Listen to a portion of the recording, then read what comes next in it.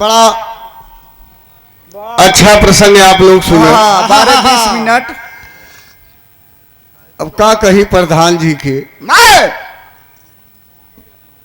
जवन गवैया बुलाई लेन किनके समय नहीं समझ बा, बेअंदाजे ही भागत है। कहाँ तक? अरे कोनो बात हो, 3 घंटा तू विरहा गायद है फलाना। हेलो, तेरा ही कार्यक्रम है। चलिए कोई बात नहीं, बहुत अच्छी बात आपके सुनने के मिला। अमेरिका से फोन आया था, पाकिस्तान से काफी दुरिया से। भगवान करे यार जिले में आपका नाम हो, लेकिन ऐसा बोले जोले कुछ समाई जाए, अनहियारे का सौदा जिन करे। आप बिरहा गावई आई है कि नहीं बतावई आई है कि हमार कितना मांग बाटे। आप लोग यूट्यूब पर बिरहा इनकर सुनत है ना, और कमेंट भी देखत हुई ही, ओके हमें बताओ की बात नहीं बा। चलिए कोई बात नहीं, इनकी सोच इनके लगे, हमार सोच अपनी लगे। बहुत अच्छा प्रसंग महाभारत से आप सुने, सही बताओ थे बाबा। अब तू जौने प्रकार से बोला था, अब हम कही तो वही कहबा कि सब गवैया हम देख के जरा थी, तो हमारा वही लाइन में नाव रहा नहीं, तो हम एक मारा बोले नहीं चाहत है। आप गाइए, अच्छी बात है। नहीं हम ही कहा थे बेसहुरे तू गावत है, ये तो कहा नहीं। एक ही बात याद आई है, एक गवैया गावत रहे, भाई साहब लगाए हैं नाव न ले, तो अपन जवाब सवाल में खी गीत गाए।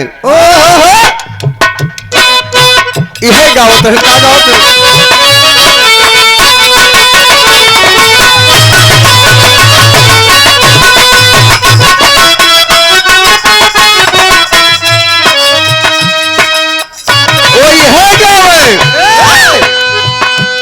कि गौआ के लोग मरे लूट लिए पनिया। पहले वो लड़कियां गावता, सवाल करता, एक लहाओ बाबा कट न करे, थोड़ा साफ कर।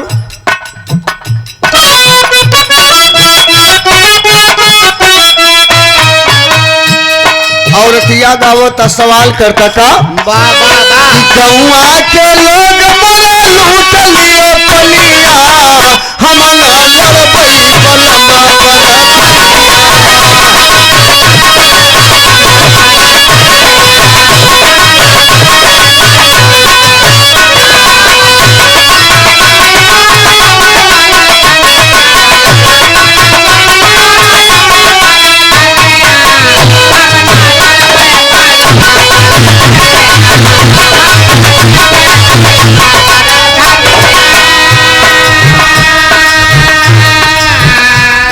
आप प्रमादरी श्री लाल बहादुर यादव, आप भाई अभयराज सागर जी के सहयोगी हैं।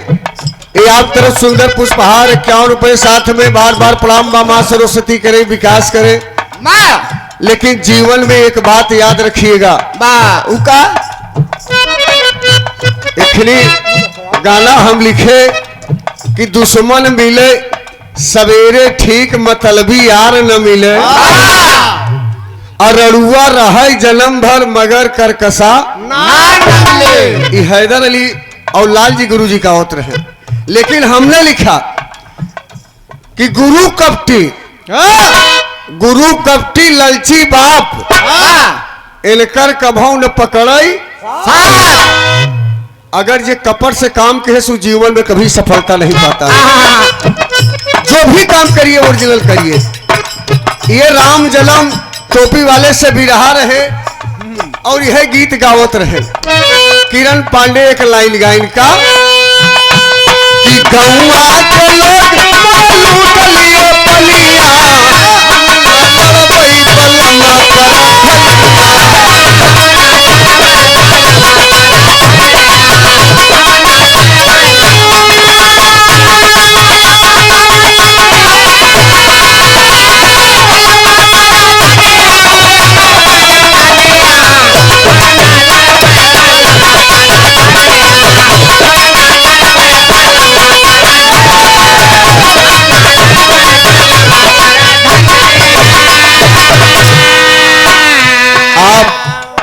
परमादरणीय पारसनाथ यादव, आप हमारे इलाहाबाद के सुंदर कलाकार, जिनका मैंने बताया कि सागर की तुलना किसी से नहीं की जा सकती।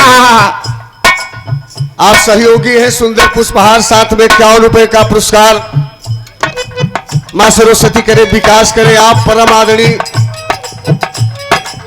परम पुरुष सुरेश यादव, जिला पंचायत सदस्य, नेताजी की तरफ से 101 रुपए का पुरस्कार। बार बार प्रणाम। बस सब भैयन के नमन बाप, समाज की सेवा करे। तो राम जन्म जी गावत रहे। का गाए?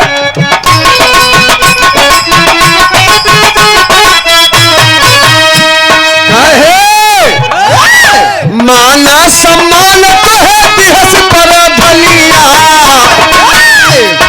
माना सम्मान तो है दिहस पर भलिया, अब काले वो हमार बारी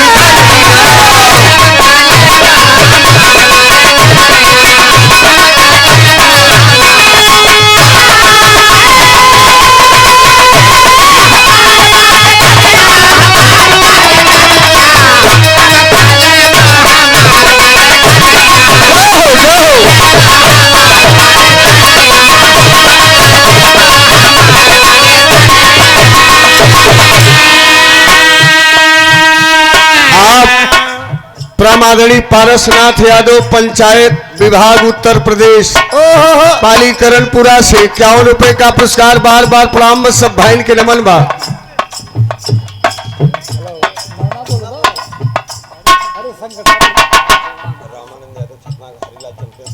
आप परमादरणीय रामानंद यादव, छतनाग,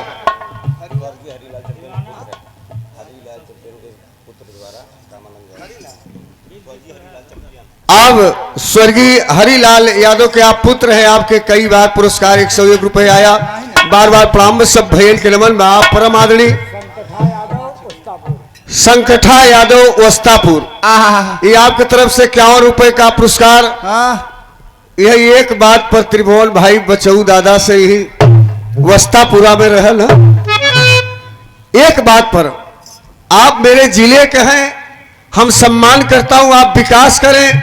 और हमसे कोई जलन नहीं कलाकार रखता है, आपसे क्यों जलन रखता है भगवान जाने। यही आओ बाबू जो बात से मुद्दई लाख बुरा चाहे तो क्या होता है, होता वही जो मंजूरे खुदा होता है।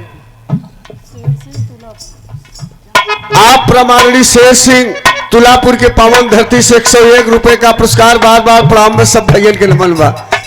हम कहा यार राम जन्म भाई, आप किरण जी गावत है इनकी गौवा के लोग मोरा लूट लिए पनिया, हम न लड़बई बलम पर। हम कहा इंडिया के सबसे बड़ी पार्लियामेंट में प्रधानमंत्री इंदिरा गांधी, ममता बनर्जी, तमाम ऐसी महिलाएं हैं कि जो आधे का 50% लड़ाई लड़ करके मुख्यमंत्री, प्रधानमंत्री, मंत्री हो रही हैं। और तू कहा था गौवा के लोग मोरा लूट लिए पनिया, हम न लड़बई बलम पर धनिया। तो त्रिभुवन जानत हम पलट दिया तुरंत काम। हम पलट के का गावा,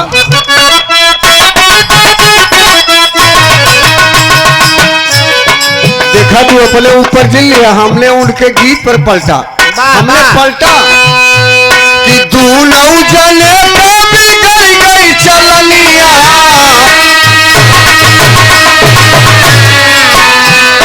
दूनऊ जने पे बिगड़ गई चलनिया, अब कालर बाटे जपरा।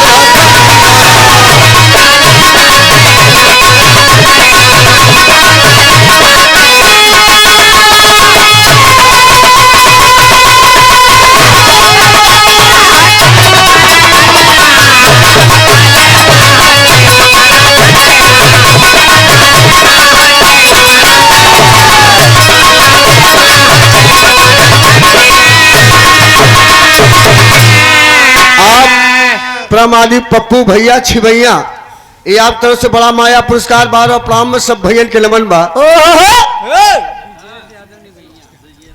आप प्रमादरणीय ब्रिजेश यादव, निबैया के पावन धरती से 51 रुपए का पुरस्कार। बार बार प्रणाम। में सब भैया के नमन बा।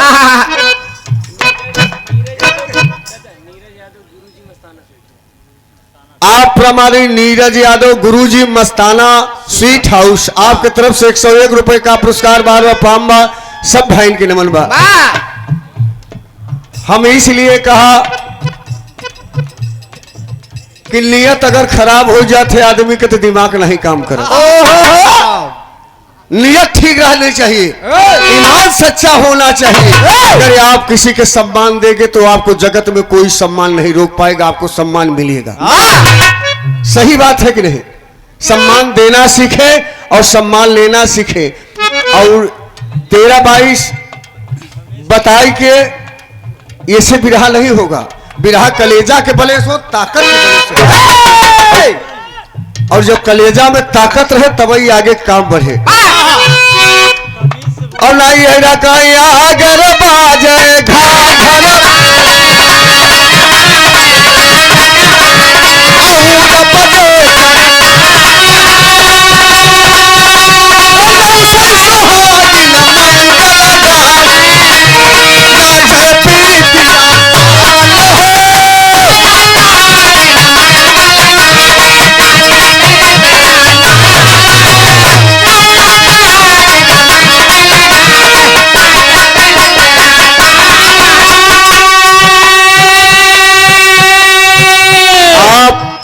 सुरेश यादव फटकार के पावन धरती से 101 रुपए का पुरस्कार बारवा प्राम सब भैया के नमन बा।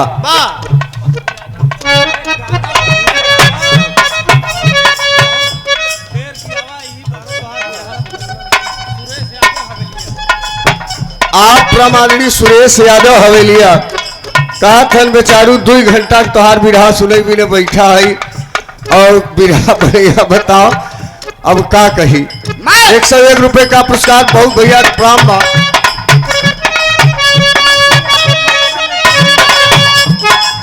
चिंटू यादव भटकार इलेक्ट्रिशियन, अच्छा इलेक्ट्रिशियन 51 रुपए का पुरस्कार बार प्राम सब भैया के नमन बा। पैसा ला पप्पू यादव नागेश्वर धाम छतनाग के पावन धरती से 51 रुपए का पुरस्कार बार बार प्रारंभ सब भैया के नमन बा। बिरहा का मतलब है कि एक बात समझ में आई है। हम अध्यात्म की बात बता रहे हैं और आप बताओ थे कि राजा कहीं पर हाथ धई दिया का हो गया। ये कोई बात हुई? आप तो सम्राट लिखा था तो कैसेट में हम तो सम्राटों को बहुत 0 नहीं लिखा। हाँ लेकिन आप मेरे परिवार के हैं, मेरे घर के हैं। हम अखाड़ेबाजी बंद कर भारतीय लोक कला महासंघ का मैं प्रदेश अध्यक्ष हूँ। आज भारत सरकार 3 रोज हो गया PhD का उपाधि मुझे दे दिया, ये आप लोगों के आशीर्वाद से और आप लोगों को देन से। हमने कभी घमंड अहंकार नहीं किया बाबू। अपने क्षेत्र का एक छोटा कलाकार गाता है, मैं छोटा बन करके प्यार दुलार दे करके बिरहा गाता हूँ। अगर कोई बाहरी फंसता है तो कभी बिरहा का आनंद आप लोग लीजिएगा। मेरे भाई हैं, इनके जोन गावत हन ठीक बा। एक बिरहा आप लोग सुने महाभारत से। अहंकार सबसे खराब चीज होती है। अर्जुन के अहंकार आ गया, भगवान कन्हैया ले जाए के दिखा दिए कि मेरे भक्त बहुत है। अब बुढ़िया साबित कर दिया कि मैं असली भक्त कन्हैया मुरली मनोहर की हूँ। एक बार 5 जने के फिर ये अहंकार आएगी। द्वापर के अंत आएगा, कन्हैया समझ गए कि पचे फिर लुड़ियात है। इन्हें कुछ बताए पड़े तो वहीं से महाभारत व तरी सब दौड़ाई का हुआ कुछ।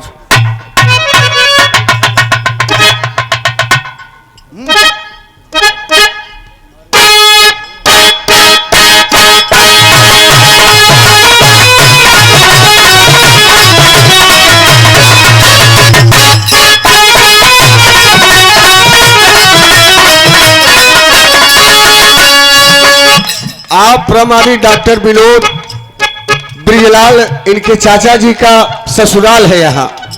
ये आपकी तरफ से 51 रुपए का पुरस्कार 12 प्रारंभ सब भैया के नमन बाटे।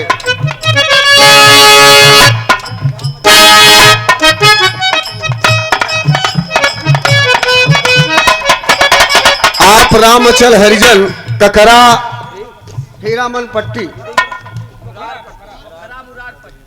पोखरा मुरार पट्टी के पावन धरती से 51 रुपए का पुरस्कार बार बार प्रणाम में सब भैया के नमन बा। Shyam ji light sound company जो बजा था मशीन तो हाथ ठीक बाटे कभो कभो चरचरात है बाबा। हाँ ये 51 रुपए का पुरस्कार बार प्रणाम में सब भैया के नमन बा। आप प्रमादी नंदलाल लोको पायलट बजहा के पावन धरती से 101 रुपए का पुरस्कार बार प्रणाम में सब भैया के नमन बा।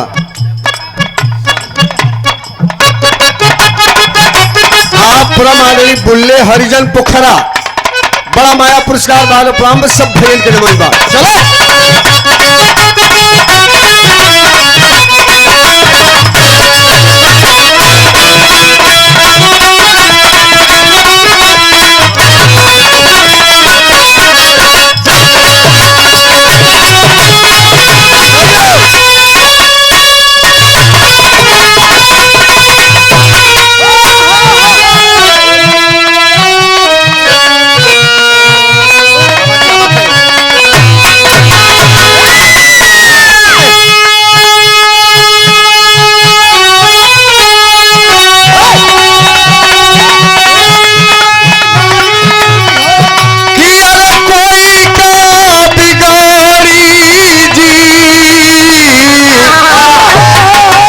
रामना बिगड़ी है जेकर, अरे रामना बिगड़ी है जेकर कि कोई का बिगाड़ी जी, रामना बिगड़ी है।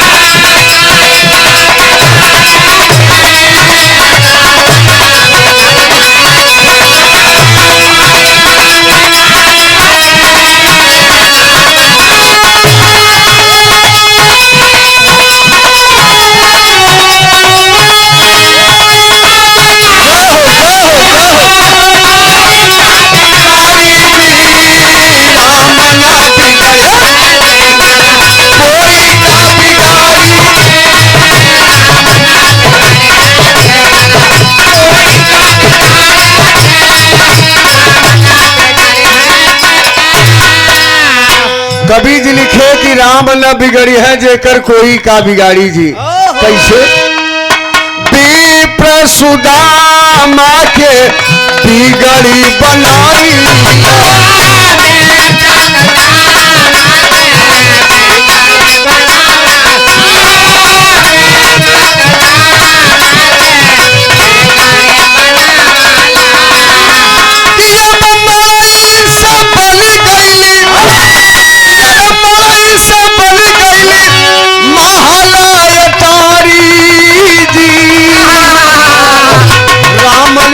बिगड़ी है जेकर कोई का बिगाड़ी।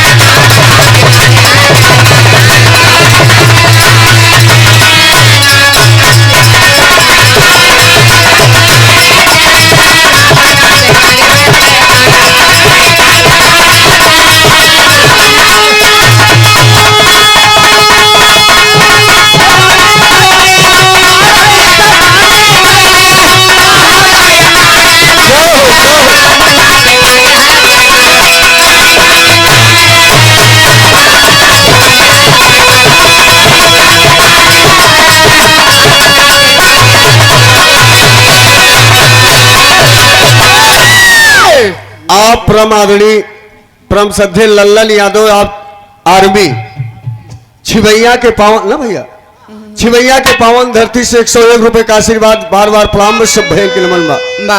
आवाज लगाओ बेटा।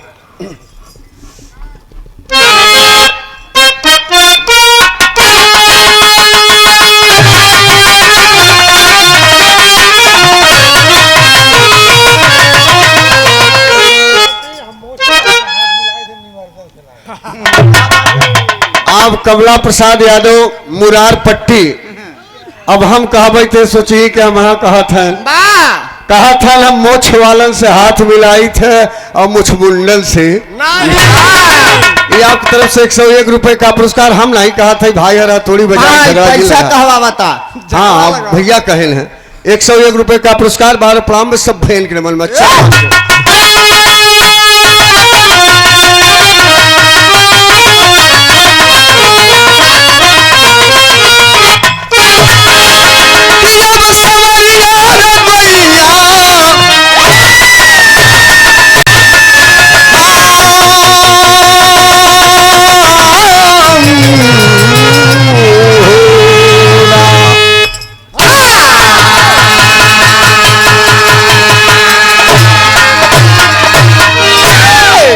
एक बार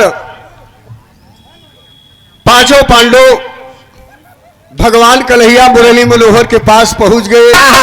कहा स्वामी हमें कोई आदेश बताइए। और तब तलक भीम कहें कि महाराज कहें महाभारत का लड़ाई लड़े लेकिन मजा नहीं मिली। तो समझ गए मुरली मनोहर के न पचा अहंकार हो गया और माया दिखाने के लिए भगवान कन्हैया कहन कि सुना कहें अब द्वापर का अंत आवत तुहू लोग निकल और हमहू तैयारी करब। भगवान कन्हैया खेला क्या किए कवि जी शुरुआत में लिखे कि द्वापर का पहुंचा जब अंत और बोले अर्जुन से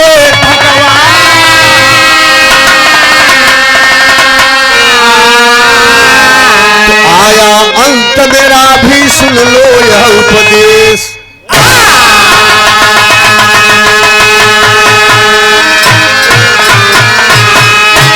कहे ए अर्जुन आना जाना यह सत्य बा जे आई बा एक दिन ओके जाना बा। तो अब तोहरो पचन के आखिरी बात आई जब चल द एक लाइन गजल लगी बेटा।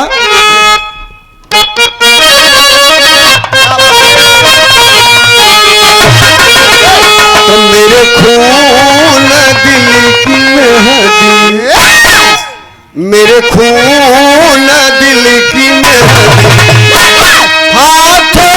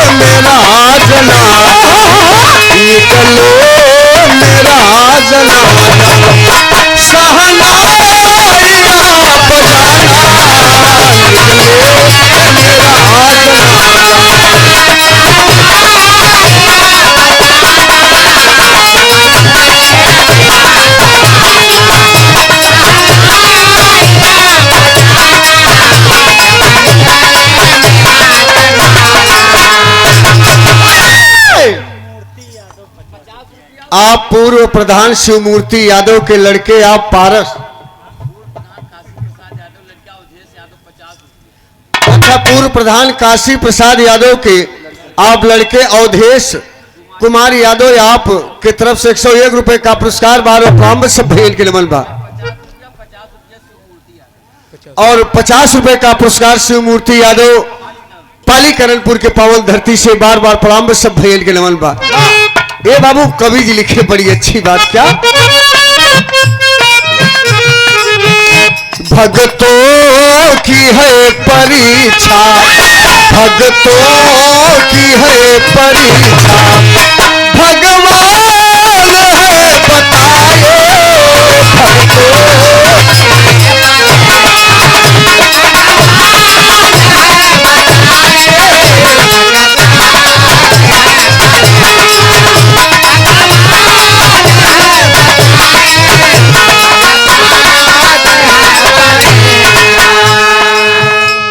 आप प्रमाणी राजकुमार यादव सुमेरपुर के पावन धरती से बड़ा माया पुरस्कार बारह प्रारंभ सब भैयन के नमन बा। आप प्रमाणी परम श्रद्धेय चाचा श्री पारसनाथ यादव पिपरी के पावन धरती से 101 रुपए का आशीर्वाद चरण छू के बारह प्रारंभ सब भैयन के नमन बा।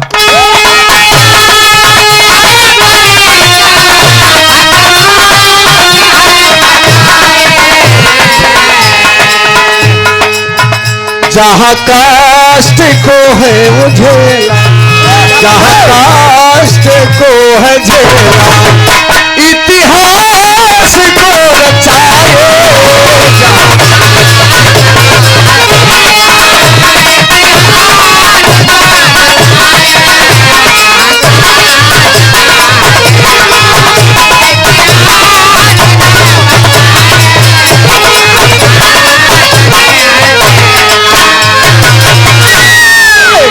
प्रमाणिक कल्लू यादव सुमेरपुर के पावन धरती से 101 रुपए का आशीर्वाद चरण छुके बार प्रारंभ सब भैयल के नमन बा।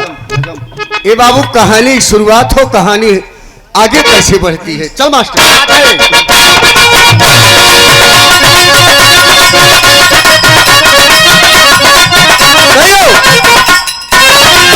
समझ भगवान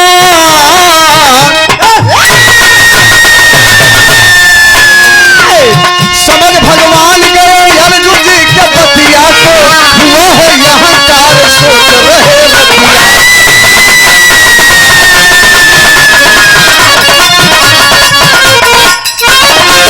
बताओ राह पाचो भाई तब सिधार चले साथ में वो द्रौपदी जलाल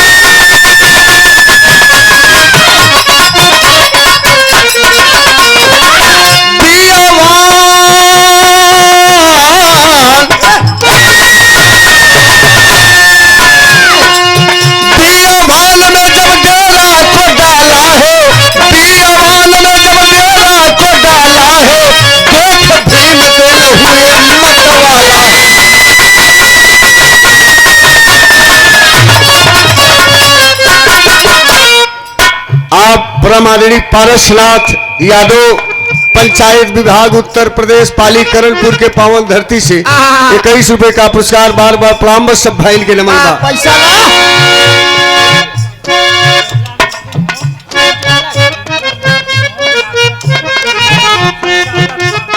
आप प्रमाणनीय बिमला नर्सिंग होम संचालक आप डॉक्टर चंद्रजीत यादव आपके तरफ से 501 रुपए का पुरस्कार चले छू के बाद प्रारंभ सब भैया के नमन बा।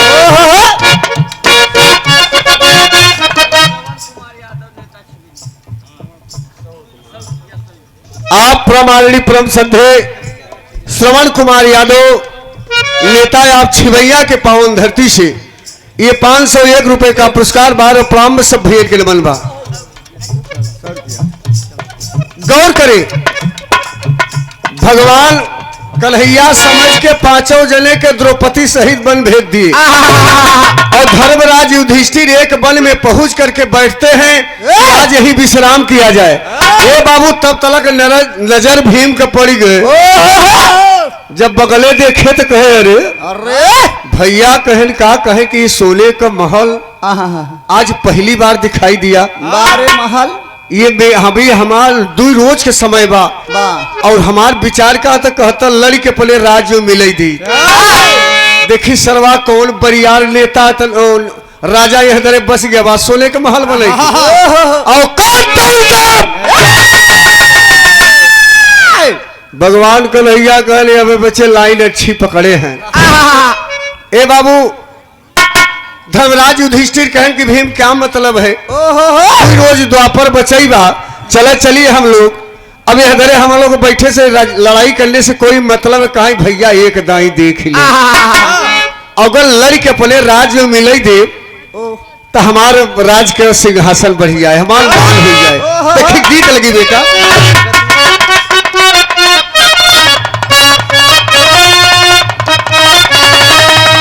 ये स्वर्गीय लहरी लाल गांव है कैसे वो बड़ा मठार के गांव है और वह समय जब टेलीफोन नहीं रहा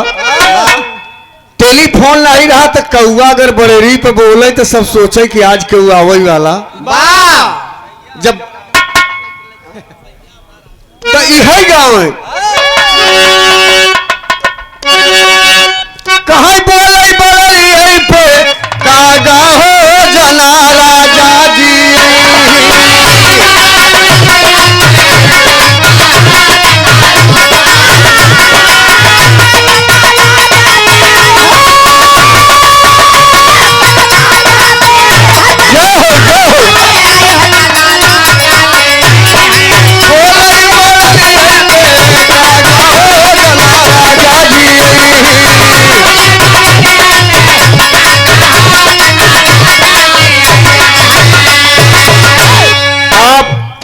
प्रमाणनीय परम संधे पारसनाथ यादव पंचायत विभाग उत्तर प्रदेश के आप कर्मचारी हैं और हमारे बिरहा जगत के एक स्टार गायक और समाज में जन जन में प्यार पाने वाले अभय राज सागर के आप सहयोगी हैं। ये आप तरफ से सुंदर पुष्पहार बड़ा माया पुरस्कार 51 रुपए माई सरस्वती करें, आप विकास करें और गांव क्षेत्र का नाम करें। नदिया पहुंची कहे भौजी कहन का कहे आज बड़ा खुशी खुशी गावत है, कहे दीदी कहन का कहे सजवई समार धक धक करत बाटे, कहे कैसे कहे हमारी जना तक जना तोहार भैया आवत हन आज बड़ेरी पकौऊ बोलत बा, कहे नहीं तो कहे मत तोर मनवा का कहता, कहे सजवई से दिल मोरा सजवई से दिल मोरा राजा हो जना राजा जी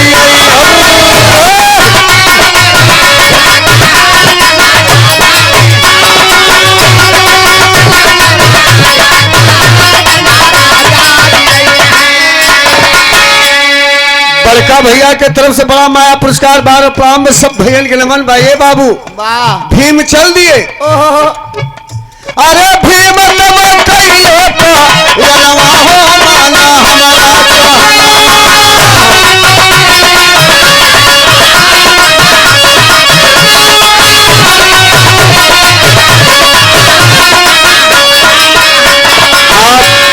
क्षेत्र पंचायत सदस्य लाल बहादुर पट्टी बैरी ये सुंदर पुष्पहार और साथ में 51 रुपए का पुरस्कार मां सरस्वती करे, विकास करे और क्षेत्र का नाम रोशन करे।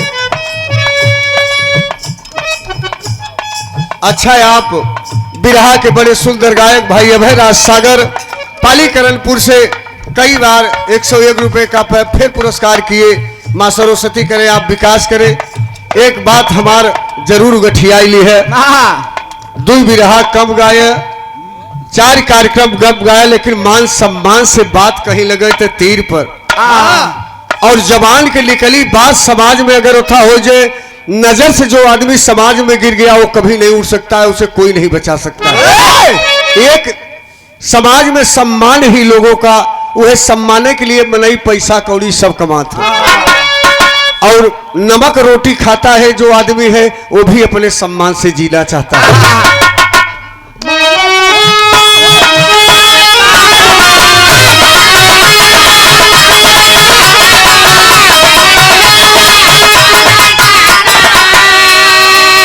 आप हमारे पवन यादव के माताजी मस्ताना स्वीट हाउस माताजी के तरफ से 151 रुपए के आशीर्वाद चरण छू के प्रणाम है, आशीर्वाद दे के हम बच्चे पले काम हमेशा कामयाब रहे।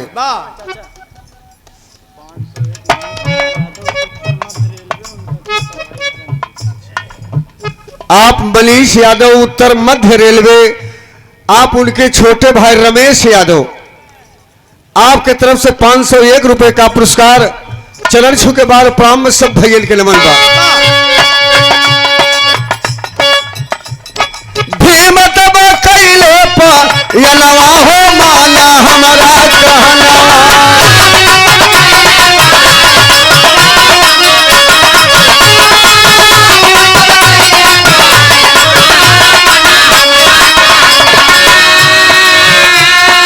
ए भैया भीम पहुंच गए और स्वर्ण सिंहासन पर राजा विराजमान है और जब देखा कहा आइए भीम, और जब भीम का नाव ले तो भीम बटूरी गए कि हमार नाव कैसे जाना कहीं आवा आवा तो हम बताई तो हम है कि तोहरा इंतजार करत है। आप प्रमाणिक मस्ताना स्वीट हाउस के छोटे भाई भैया के तरफ से 101 रुपए का पुरस्कार बार बार प्रणाम में सब भैया के नमन बा। तब कहें भीम रुक जा बैठा मत, कहे मतलब कहे एक ही सवाल बा, अगर सवाल के जवाब दे देबा तब तू जाबा नहीं तो जेल के कोठरी में तोहके डाल देबे। कहे ये मतलब कहे ना कहे सवाल का बा, कहे टाटी मेड़ क्यों चढ़ती है, सवाल क्यों कि टाटी मेड़ क्यों चढ़ती है। भीम सोचन की सरवा का पूछा था, जब नहीं बताए तो है जेल में डाल दिए। कुछ समय बीता तो अर्जुन से भगवान युधिष्ठिर कहें कि भैया अर्जुन कहन हाँ कहे भीम भैया नहीं आए, पता लगा हुआ कहाँ रुक गए। अर्जुन चल दिए और जब चले तो गीत लगी मास्टर।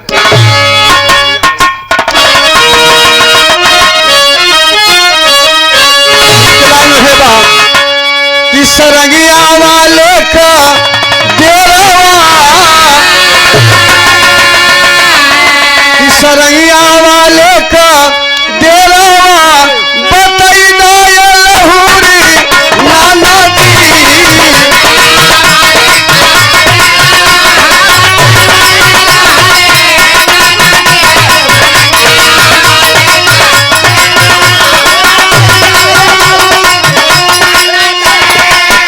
ए बाबा मनीष कुमार यादव, हाँ ऐसे भगवान भाई उत्तर मध्य रेलवे, उनका छोटा भाई धर्मवीर सिंह यादव बाबूजी की तरफ से 501 रुपए का पुरस्कार बार बार प्रारंभ सब भैन के नमन।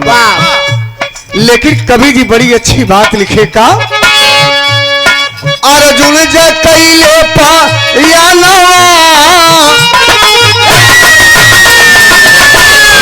अर्जुन जे कैले पा या नवा हो बयनवा मानयो बीरना।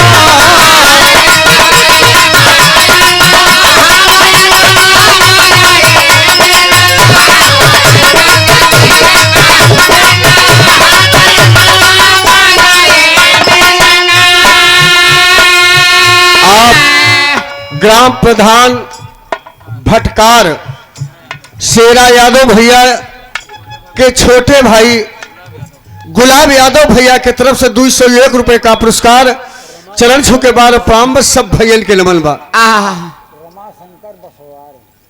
आप परम आदरणीय परम सदे रमाशंकर बसवार के पावन धरती से 51 रुपए का पुरस्कार चरण छू के बाद प्रारंभ सब भैया के नमन बा। ए बाबू अर्जुन पहुंच गए, अर्जुन पहुंचे स्वर्ण सिंहासन पर कलयुग आवाज दिया कर धनुधारी अर्जुन आइए आपका स्वागत है। और तब तलक नजर वही जेलवा में पड़ी गई।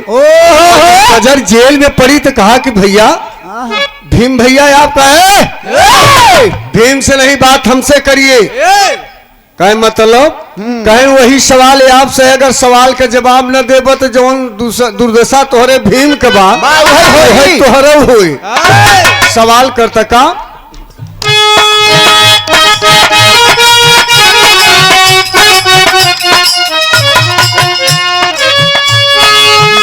कलयुग बोला अर्जुन जैसे ए भैया माना तू चित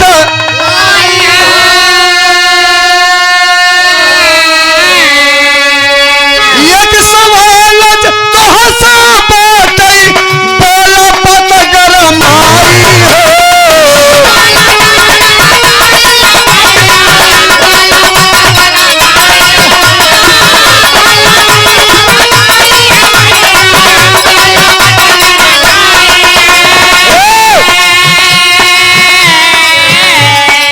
सतपेटी का पहाड़वा,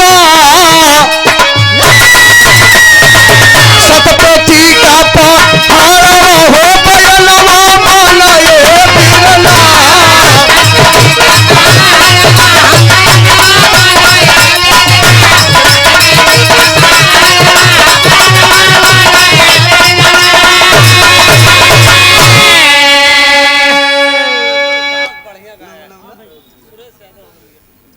आप प्रमाणी सुरेश यादव भैया की तरफ से 101 रुपए का आशीर्वाद चरण छुके बाद प्रारंभ सब भैया के नमन बा।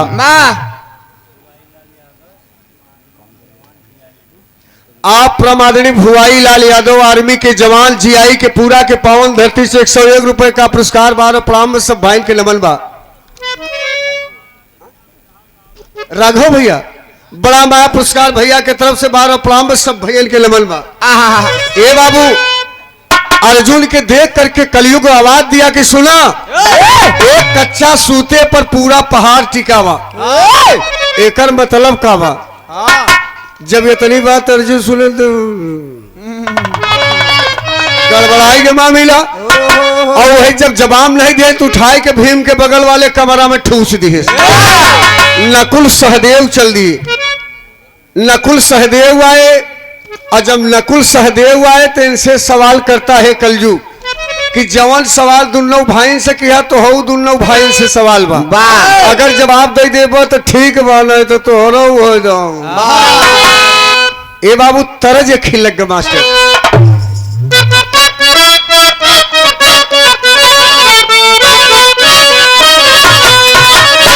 गीत गाए रहे हैं कि तूने अजब रचा भगवान, तूने अजब रचा भगवान, खिलौना माटी का।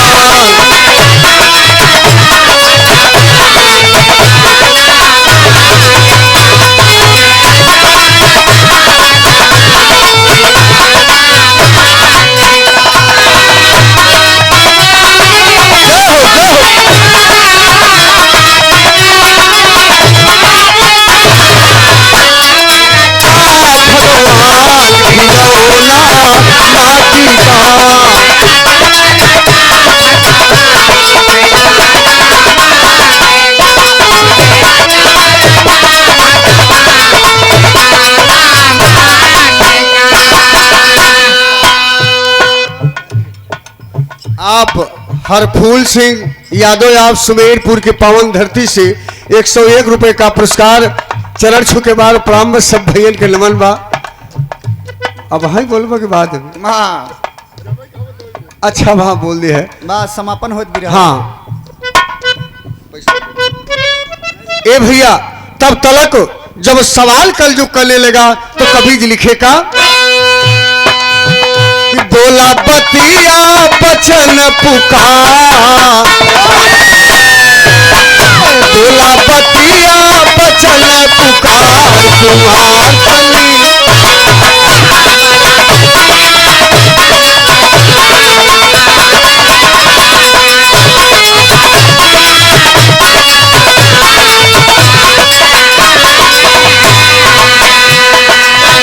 ए बाबू, कलयुग सवाल किया कि 100 गाय सफेद, 100 गाय सफेद और एक काली, और 100 गाय के झुंड में एक काली ओली आई गई, 100 करिया हो गई। एकर मतलब का भाई भी नकुल सहदेव कहन भैया ई तो नहीं जानी तो कहीं चला वही दादा के बगल अपने, और चारों जने के बंद कर दिए। डूबई के कगार पे आई गई। द्रौपदी कहे कि अबे तक चारों आदमी लौट के नहीं आए, बात का बात धर्मराज कहे तू बैठी रहा जंगल में, हम जाई देखी हमार भाई जरूर कोनो संकट में। तो धर्मराज चल दिए, और जब धर्मराज चल दिए तो गीत लगी माई बहन बिटिया गाओ थी।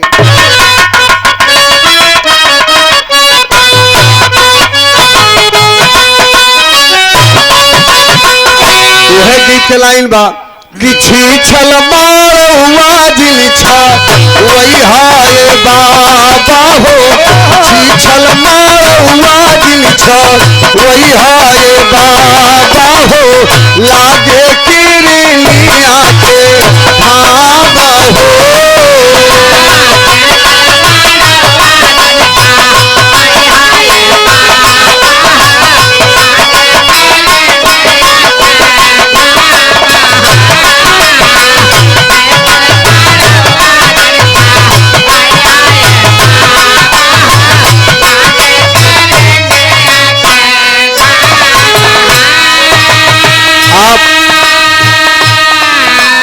बाबा यादव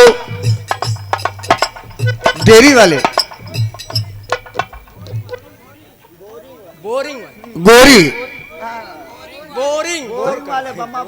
अच्छा बोरिंग करे वाले आप भैया हैं। अब भैया हमसे उजील बुलवाओ ना त्रिभुवन कहीं कि यार तू कहत रहे, कहत है झूठा कभी रहा और झूठा गवैयन के संगत न पड़े चाहे कि बोल दे, हम एक नहीं बोलत चाहत है, लेकिन ये आपको था बाटे महानता है। बड़ा माया पुरस्कार बार प्रारंभ सब भैया के नमन बा। ए बाबू, जब सवाल नहीं दे पाए तो धर्मराज युधिष्ठिर स्वयं चल दिए। आधे मारुआ में, आधे मारुआ में गौआ के लोगावा हो, आधे मारुआ में गौआ के लोगावा हो, आधे में पियावा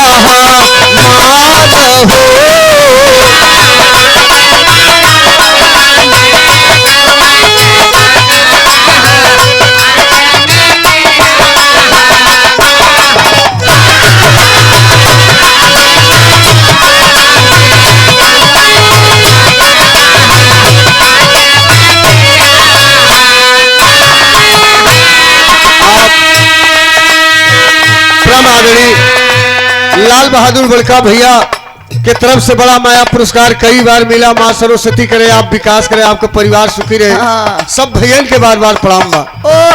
धीरे धीरे धर्मराज पहुंच गए। कलयुग जब देखा धर्मराज को, कहा गया है कि सच्चाई छुप नहीं सकती है बनावट के वसूलों में, खुशबू आ नहीं सकता कभी कागज के फूलों में। ये बाबू धर्मराज युधिष्ठिर के देख के कलयुग खड़ा हो गया और प्रणाम करता है। क्या ये धर्मराज जी आपका स्वागत और सम्मान है। कहा लेकिन मेरे भाइयों को क्यों आप बंद कर दिए। कहे देखा यही तो हमारी एक खासियत हो। एक सवाल जवन तोहरे भाई से बा, जवन ये आपके भाई से है, वही आपसे भी सवाल है। अगर सवाल का जवाब दे देबो तो ठीक बाटे, और नहीं तो वही जेल का कोठरी तो होगा। ए बाबू धर्मराज कहन कि हमसे सवाल बाद में किया, पहले हमारे भाई के सवाल के जवाब बताओ। कहन भीम से कौन सवाल किए। कहें टाटी मेड़ क्यों चढ़ती है। अली आज के जमाने में दादा लोग जो बैठा है, जो खरा बर्धा मेरे पर की चला जात रहे, और आज पैदल जाए में आफत भईबा, और मेड़ बांधत रहे तो खेते का रक्षा भी न। आज मेड़वे में कुल पैदा भवा। धर्मराज सवाल के जवाब बताए कि तोहरे कलयुग में रक्षक ही भक्षक बनेगी। जौन पक्का डकई छन पुलिस वाले जल्दी पकड़े नहीं जाते। एक ही गरीब आदमी से कुछ कहा सुनी हो जाए तो बेत लेके धमक दे, ओके पहले उठाई ले जे, तो रक्षक ही भक्षक बनेगी। वह भीम के छोड़ दिए तो कवि जी लिखे का,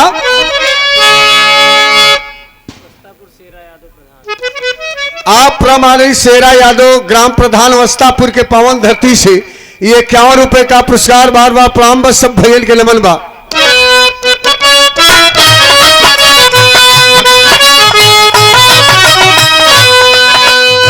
मधुरी जबानिया से बोलले राजा नावा हो। मधुरी जबानिया से मान ले बतिया हमार हो।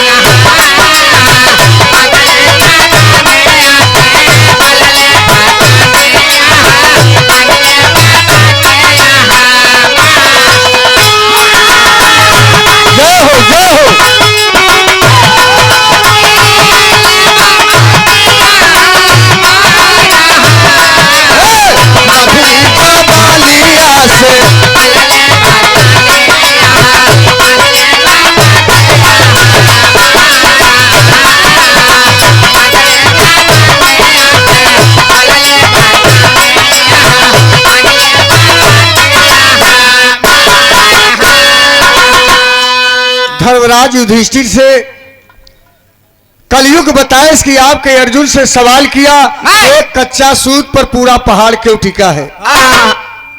धर्मराज युधिष्ठिर बताए कि छोटा सा सवाल के लिए हमारे भाई को आप जेल में डाल दिए। आपके कलयुग में 100 सत्य बोले वाले और एक झूठ बोले वाले का कीमत हो, और 100 सत्य बोले वाले का कीमत ना हो। इस 100 झूठ पहाड़ है, आई कच्चा सूत एक झूठ है, वो 100 सत्य के लटकाए बाटे। इतनी बात सुने थे अर्जुन भी छूट गए। एक ही तर्ज लगा मास्टर। राजबली राजकुमार यादव भैया बड़ा माया पुरस्कार बार प्रणाम सब भाई के लेमन बा। आप परम आदरणीय चाचा श्री पारसनाथ यादव आप पिपरी के पावन धरती से 101 रुपए का पुरस्कार बार बार प्रणाम बस सब भैया के लेमन बा। गीत चलाने है मास्टर।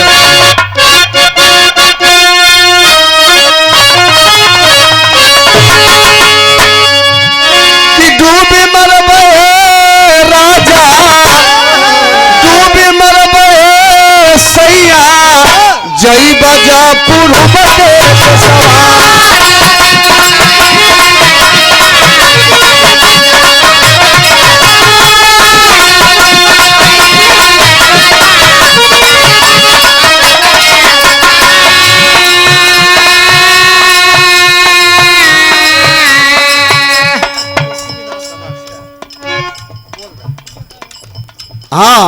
परम आदरणीय कटारा भैया के छोटका भैया के ऐलान बा कटारा प्रधान भैया से इनकर कहनाव बा कि तू झूसी विधानसभा से विधायकी की तैयारी कई के लड़ा ये हमार वादा बाटे भैया कहनाव बा और अगर वो करी तो हम वादा कह के जाते हैं कि इनका प्रचार अगर चुनाव लड़ी तो प्रचार हमसे फ्री करैया बिरहा गाँव ये सेवा हम पचे अपने तरफ से कही दे 101 रुपए का पुरस्कार बार प्राम सब भाई के नमन बा तो गीत के लाइन है बा तब धर्मराज युधिष्ठिर बतावत है इनका कि बोली पड़े बाबू बोली पड़े भैया माधुरी बचानी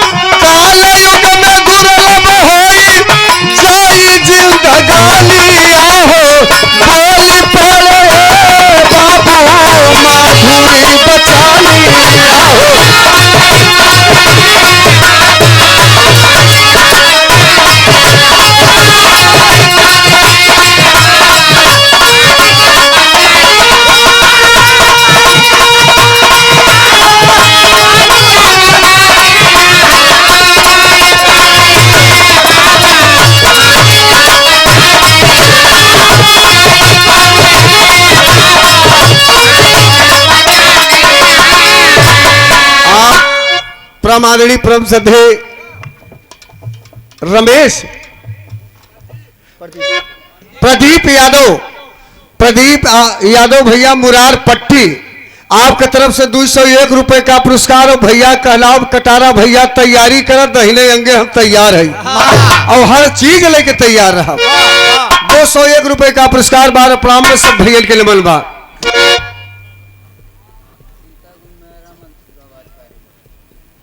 सीता गुरु मयाराम मंसूराबाद मयाराम मंसूराबाद ये कारीगर भैया के तरफ से 101 रुपए का पुरस्कार बार बार प्रणाम बा सब भैयन के लेवल बाटे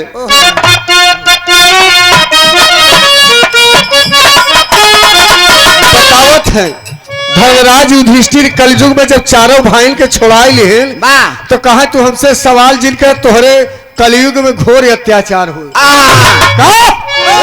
कि जैसे पाछू चिन्हत नाही माई बहन भाई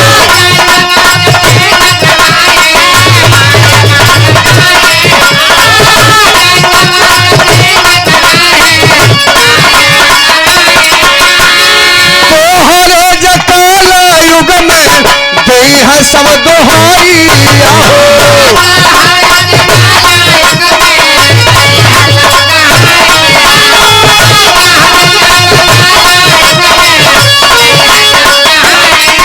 आप बड़का भैया राम बहादुर यादव पट्टी बैरी साल यूपीटीसीएल के तरफ से बड़ा माया पुरस्कार बार प्रणाम में 101 रुपए का पुरस्कार बार प्रणाम से भैया के नमन बा बिहासी के बोले हार से नजारिया हो बोल गई बाबू माधुरी जबानी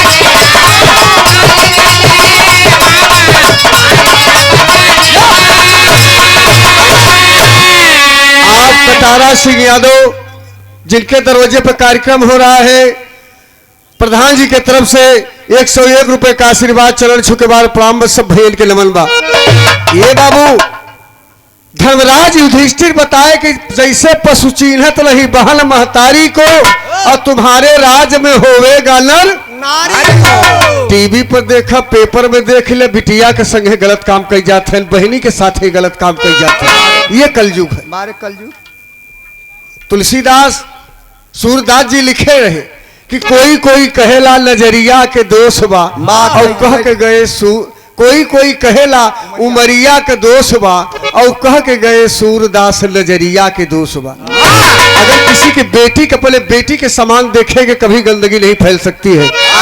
किसी की बहन को पहले बहन के समान देखेंगे कभी बुराई नहीं हो सकती है।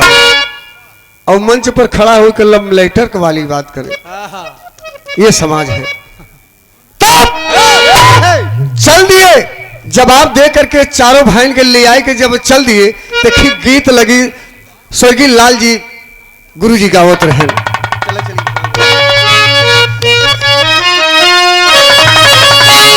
हाय हाय चलो चली धान रोप धनिया, धान रोप धनिया मझीमा बारह से ला पानिया, चला चली धान रोप धनिया।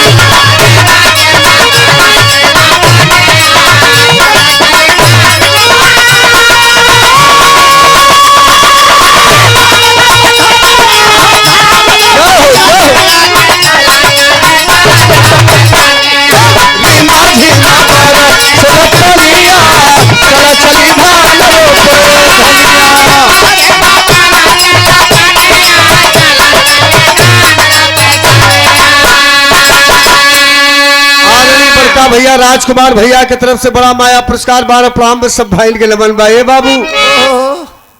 जब चल दिए द्रौपदी कहा आप लोग बड़ा देर कई दिन कहीं चला अब आगे बयान कर भगवान का लैया सारा माया देखत हैं।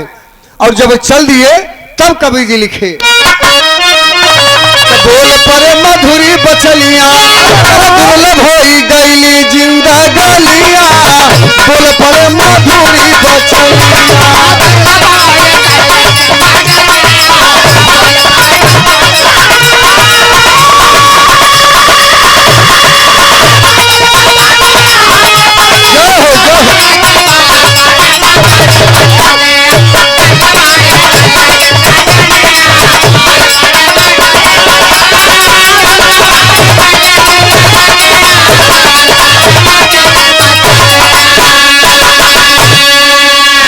ए बाबू पांचों भाई द्रौपदी चल देते हैं और जब चल दिए मानसरोवर झील पर पहुंचते हैं। आगे आगे धर्मराज भीम अर्जुन नकुल सहदेव सबसे पीछे द्रौपदी चले जा रहे हैं। और जब चले जा रहे हैं कवि जी आल्हा में लिखे मास्टर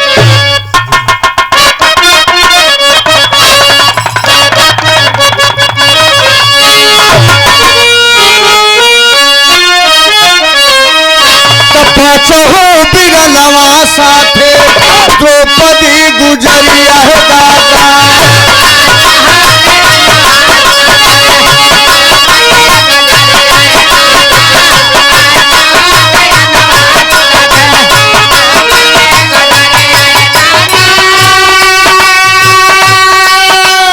आप उमा शंकर यादव आप बसवार के पावन धरती से 101 रुपए का पुरस्कार चरण छू के बाद प्रारंभ सब भैया के नमन बा। पाचो बिना नावाजा धार लो गगरिया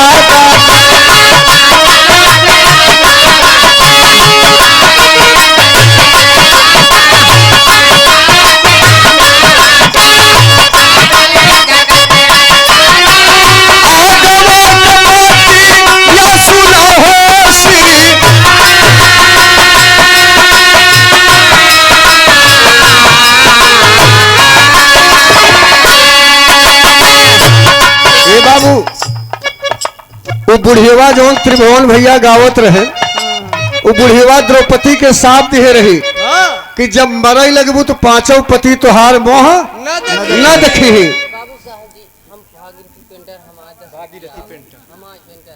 भागी पेंटर भैया की तरफ से बड़ा माया पुरस्कार नमस्कार।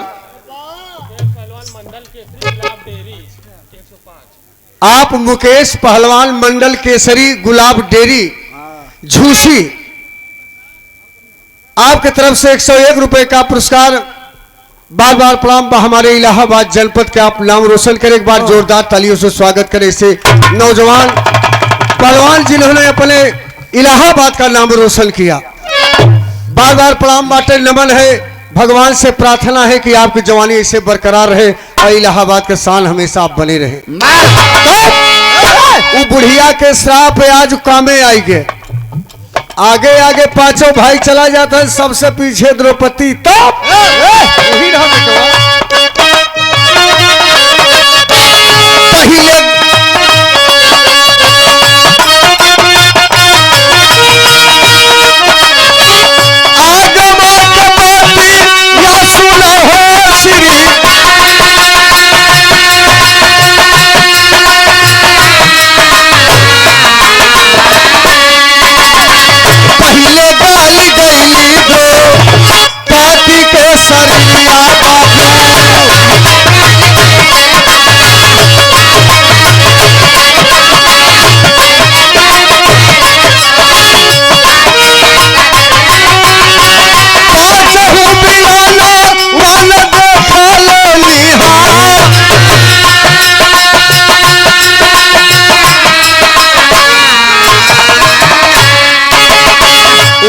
के श्राप के कारण द्रौपदी गल जाती है। पांचों भाई चले जा रहे हैं बाबू, पीछे मुड़ करके नहीं देखते हैं। लेकिन एक घटना और घटी।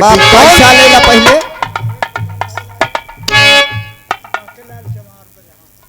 आप प्रमाणी बाकेलाल चमार बगहा के पावन धरती से बजहा के पावन धरती से 51 रुपए का पुरस्कार बार बार प्रणाम। सब भैया के नमन बा।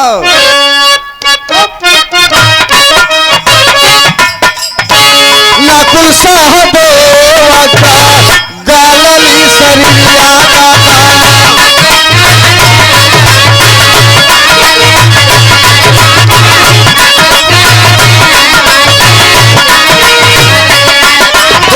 अर्जुन बलवान गली गईले उषा।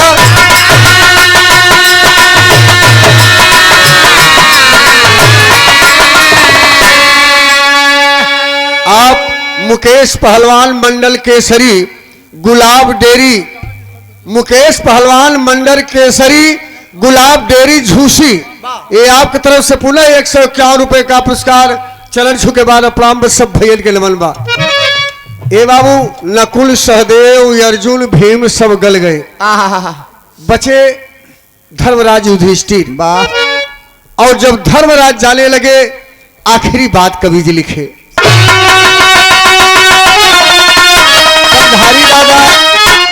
पंधारी दादा वो है गाँव है बेटवा। का गाँव है? अरे ये बेटवा बाला मिली ये बचैया बाला, तो देसी घी कैसे हारी बाला मिले।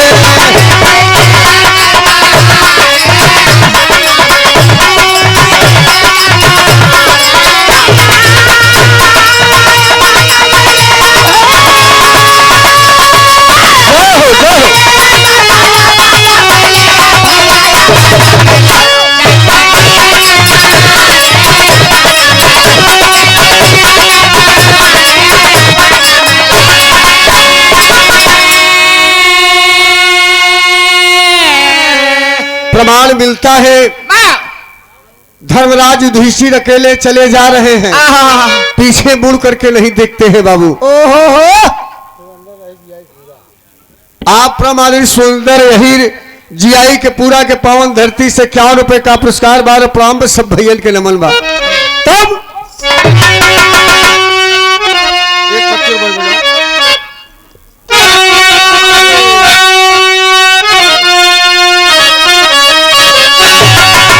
स्वर्ग गईले, अरे ये बाबू स्वर्ग गईले, ये भैया स्वर्ग गईले, अइले सत्य का धिया लावा स्वर्ग गए।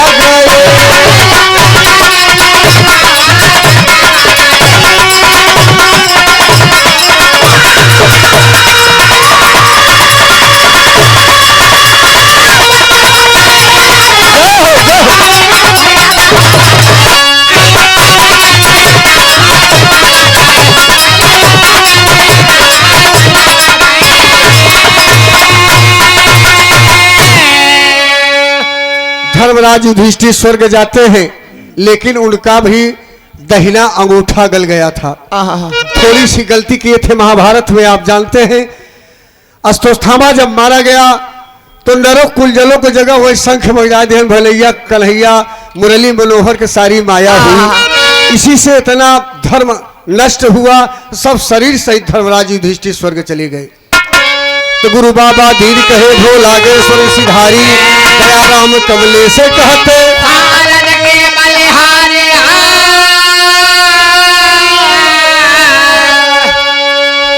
यदुराई महिमा न्यारी है तेरी, यादव कमले चंद का भैया तू ही सहाय। यदुराई महिमा न्यारी है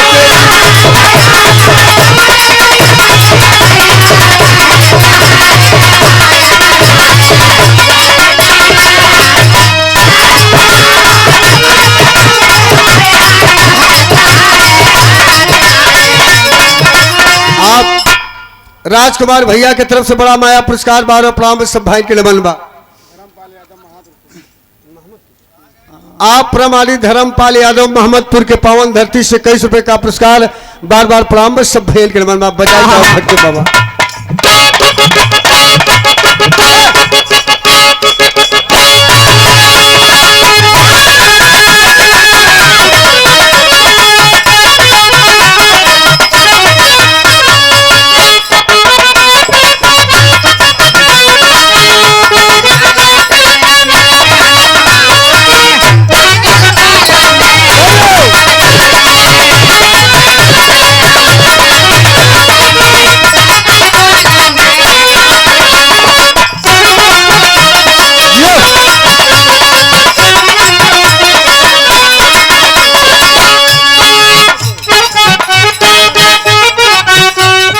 आप प्रमाणी झल्लर पाल दौलतपुर के पावन धरती से 51 रुपए का पुरस्कार 12 प्रणाम सब भेल के बनवा।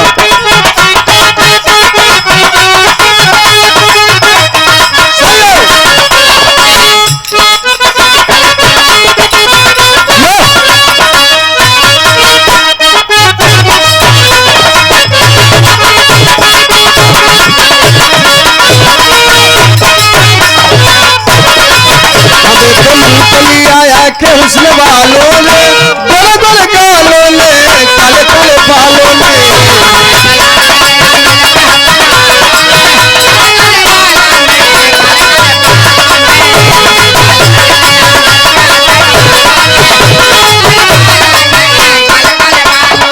आप प्रमाणी सुरेंद्र रही जीआई के पूरा के पावन धरती से 51 रुपए का पुरस्कार 12 प्रणाम सब भेद के लमन बा।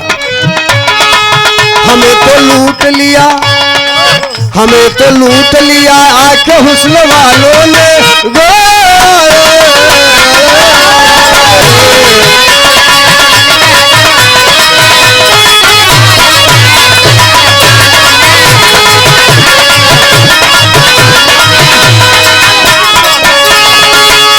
आप प्रमाणी सुरेंद्र अहिर के भतीज लाल जी यादव जीआई के पूरा लाल जी लहरी भैया ये 51 रुपए का पुरस्कार बार बार प्रणाम सब भेल के नमन बा।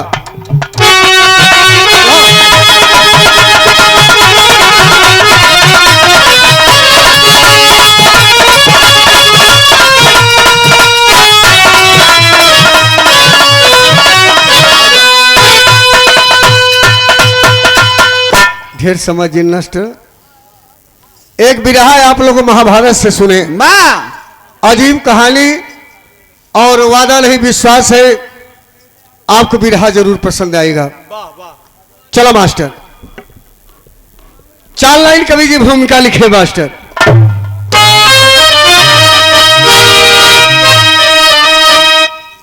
आपदा में तड़पती कोई एक जिंदगी ऐसी दो राहें पे आके खड़ी थी। सूझता है नहीं राह जाऊं किधर, विपदा की ऐसी वो घड़ी थी।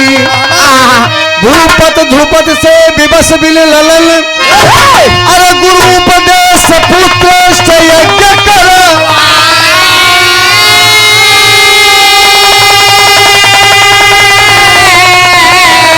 अरे किंतु बेटा के बदले में बेटी हुई, ज्वाला बन करे के वो भी जिगर को जलाए।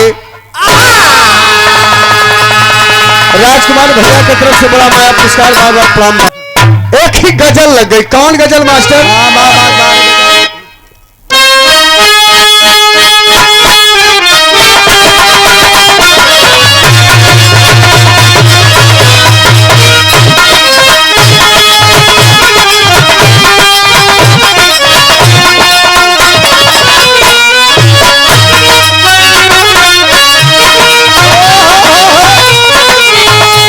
वही गीत लाइन है, हो दिल दिया है जान भी देंगे ऐ वतन तेरे लिए।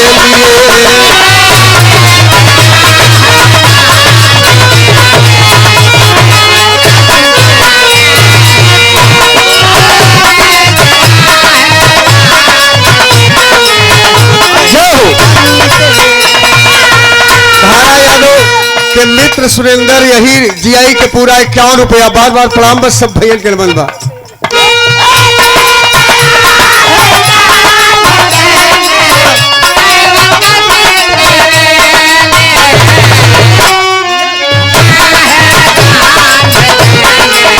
जिनके पिताजी के कार्यक्रम है, आप उनके मित्र है, बहुत प्रणाम बा।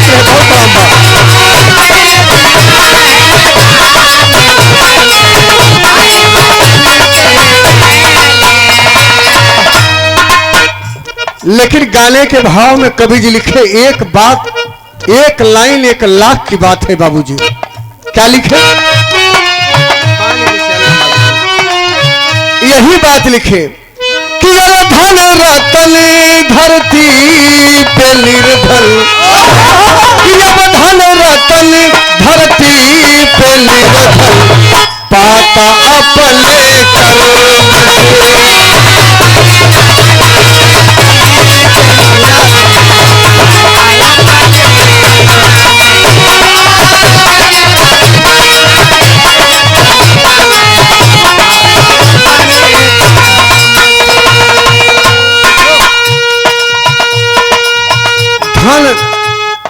रतन धरती पर निर्धन, पाता है अपने कर्म से। गौर करें, बड़ी अच्छी बात है। दूसरी लाइन लिखे का,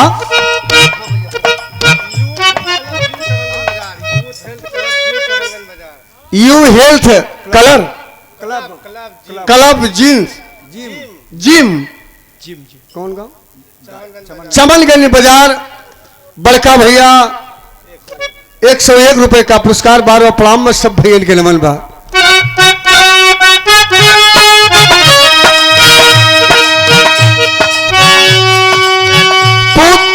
धन रतन धरती पे निर्धन, पाता अपने कर्म से। यार पोत पैदा कुले में होता, पोत पैदा कुले में होता है पिता के धर्म से।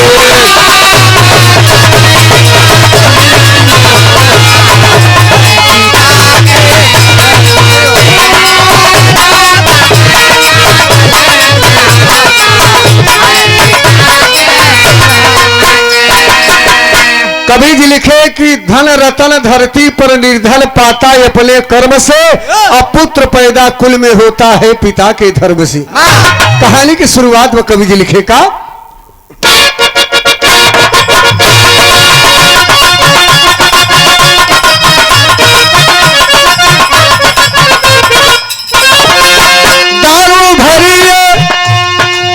दारू भरी दोस्तों ये कहानी है, नैन है छलकता नैनों से गिरे पानी है।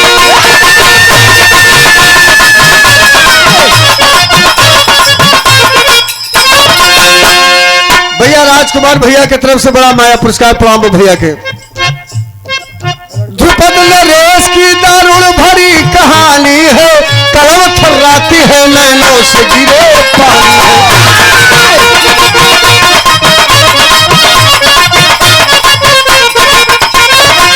गुरु उपदेश से पुत्र यज्ञ करवाए, किंतु बेटा के बदले बेटी को जन्माए।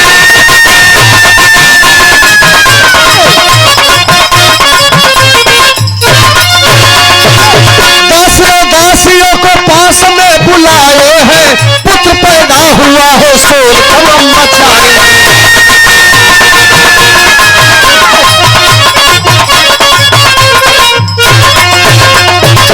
ए बाबू, राजा ध्रुपद नरेश और दशान देश के राजा कर्ण से मित्र थे। एक बार काशी में दोनों दोस्ती से भेंट हो गई दोस्तों से, और बाजी लगाए। माया भगवान की दोनों रानियां गर्भवती थी, पेट में अंसार था। दोनों मित्र आपस में विचार किया कि भोलेनाथ के संग नगरी में दोस्ती हम लोग निभाएंगे। अगर आपके बेटवा होए, हमारे बिटिया होए, तब शादी करब। हमारे बेटवा है तोहरे बिटिया, तब शादी करा। लेकिन ये बाबू, पहले राजा कर्ण के बिटिया है और ध्रुपद नरेश मोछा टाइट के हमार सम्मान तो बढ़ गया, हमारे बेटवई हुए। माया भगवान के लहू के बिटिया हो गए। जब बिटिया हो गए, ध्रुपद नरेश दास और दासियन के बुलाए के कहें का ऐलान कर दो कि राजा के बेटा हुआ है। ए बाबू, मनई नौकर 10 रुपया के लालच में पूरे नगर में डुग्गी पीट दी कि राजा के बेटवा है। और जब बेटवा का हल्ला हो गए, धीरे धीरे समय बीते, एक लाइन गीत लग गए। बेटा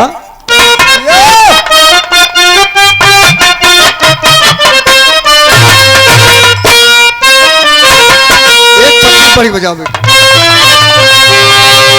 लाइन है बा कि एक दिल का पहुला दूसरा दिलवा के जाना, करे बादऊ होना, ओ करे बादऊ होना, ज्यादा पर चल रहल मुन्ना, ओ करे बादऊ होना।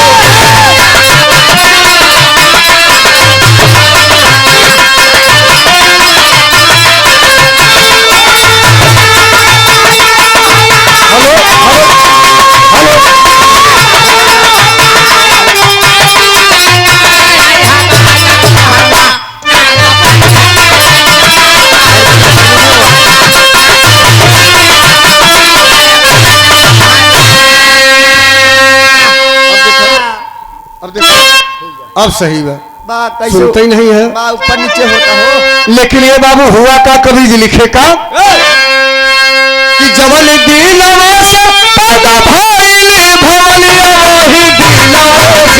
वही दिलवा से शोकित भइले राजा रलिया, वही दिलवा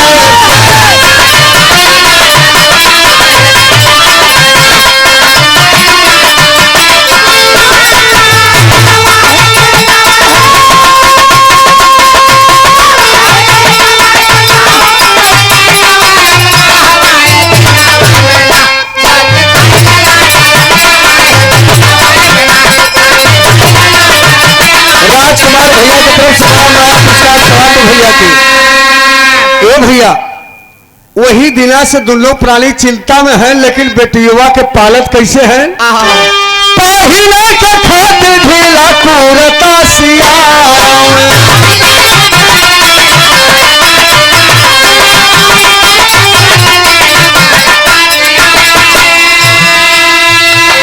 इतना कुर्ता ढील ढाल सियावे कि जोने के समझे न कि ऊंच खाल बा कि नहीं, जोने ये सब जाने कि बेटौले है।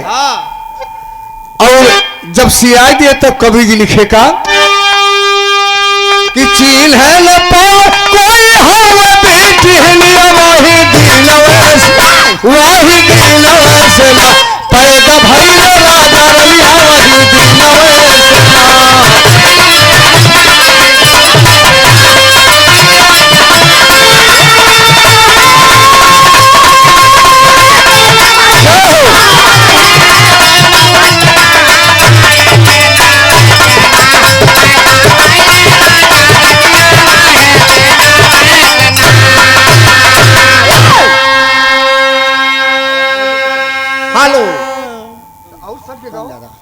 एकदम भाग के गाँव हुआ से। गौर करे बाबू, धीरे धीरे समय बीता गया। और जब बीत गया समय, तो राजा कर्ण के खबर दे दिए कि बेटवा 18 साल पार कर गए और शादी की तैयारी करे। और वह ध्रुपद नरेश के सदेशा पाए के राजा कर्ण अपने बिटिया का टीका ध्रुपद नरेश के बिटिया के चढ़ाई दी। इतनी पहले को राज में बेईमानी चलत रही। हाँ हालांकि आज तक कहते हो मान ला अड्डी बड्डी हो गए, काट फ्रेश गड़बड़ हो गई, दवाई दरमल से ठीक हो जाए। लेकिन वह समय घोर अन्याय किए ध्रुपद नरेश अपने बिटिया के बेटवा बनाए के और बारात के तैयारी कर दिए। देखिए गीत लगी बेटा।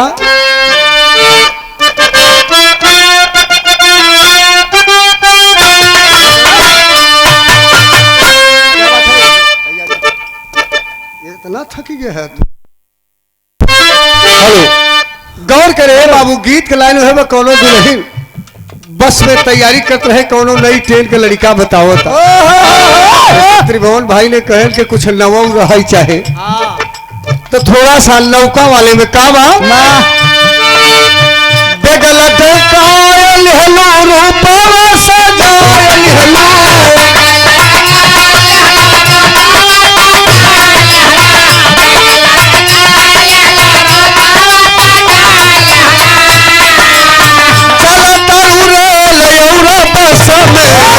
ए गोरी का समय रहा हो।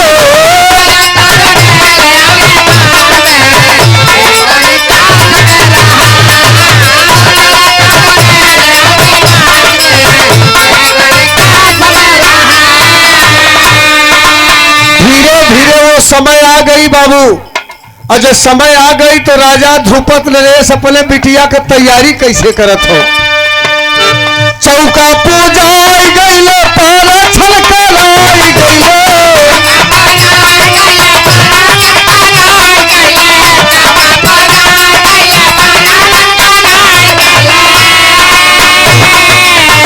दुनिया का लोक लाज पदी के ए बाबू सजी के चलो हो।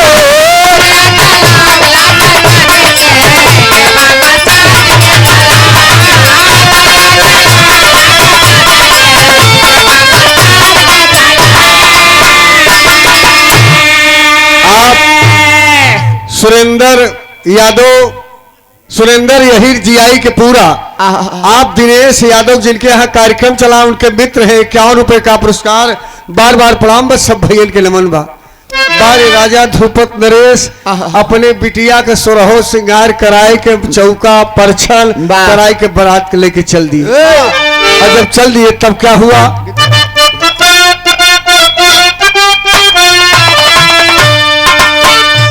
समय काफी हो जाए, थोड़ा हल्कम फिर ए बाबू धीरे धीरे बारात लेकर के पहुंच गए। ओहो राजा कर्ण के यहाँ बारात पहुंच जाती है। तो जब कर्ण के यहाँ बारात पहुंच गए वह समय गीत औरत लोग गावत है। क्या गावत है?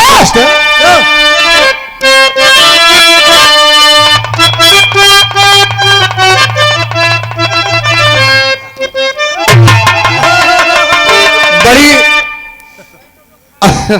तब कहा वहाँ हमारे यहाँ का पारंपरिक गीत अलग बाटे और पूर्वांचल कहती अलग गावत हो। जैसे द्वार पूजा पर हमने पहले बार बताया, का बताए रहे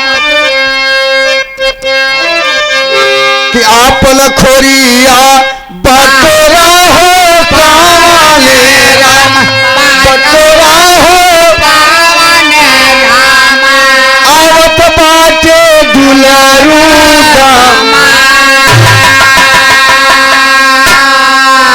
वह कहती गावत की लड़ी गई ले गेरुआ छाटा की गई ले लोढ़ावा छाटा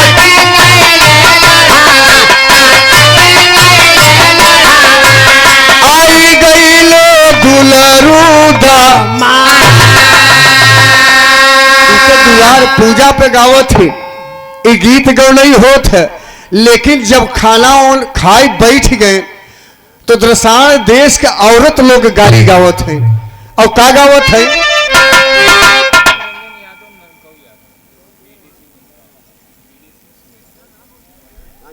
राम निरंजन यादव, ननकऊ यादव, बीडीसी पंचायत क्षेत्र पंचायत आप सुमेरपुर के पावन धरती से 51 रुपए का पुरस्कार। 12 प्रणाम में सब भाई के नमन बा। राजकुमार भैया के तरफ से बड़ा माया पुरस्कार। 12 प्रणाम में सब भैया के नमन बा। भाई बहन पे गावत है ना, का गावत है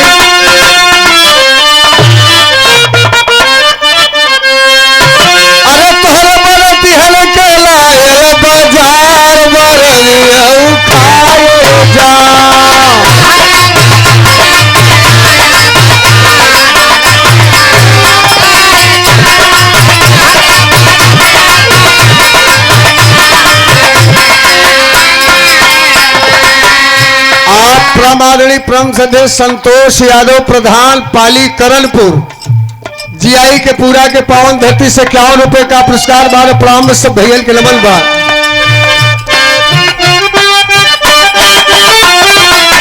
बड़ी प्यार गाड़ी गावत है इनका। ऊंचे कचहरी पे भाग में बैठे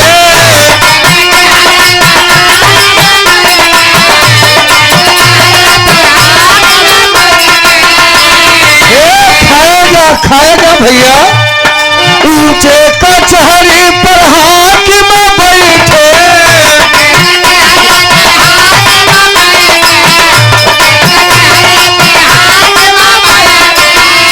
अरे निचवा पे बोहरा जवार बरती हूँ खाए जा।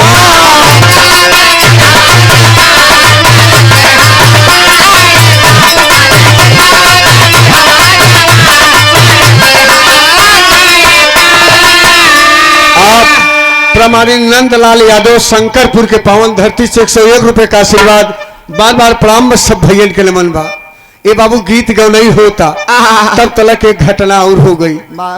जब बियाहे पर बैठे नाउन कहे नहीं देखा देव नाउन हो तो बुरा जिन माना इनके 36 बुद्धि हो तब से नौआ का खोद दिए और लड़की की जात जचक गई।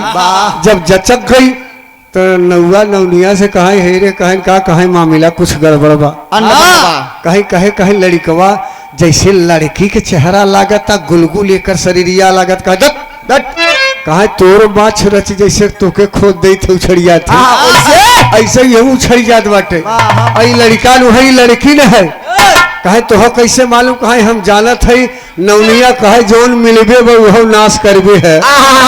बड़वारे कहे जौन मिल जाए वो काम कर का कहे तू पड़ा है फलता में। नौआ चुप हो गए कहे ठीक है मान रहा था का मतलब बियाह हो गए। भोरही भोरही भैले बिदैया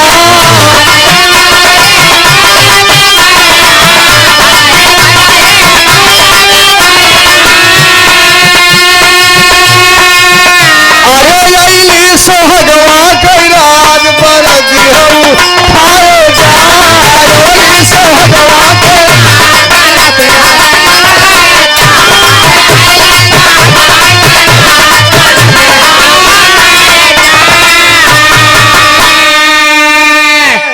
गाना खाना विदाई हो गई और बारात चली आई राजा ध्रुपद नरेश के घरे।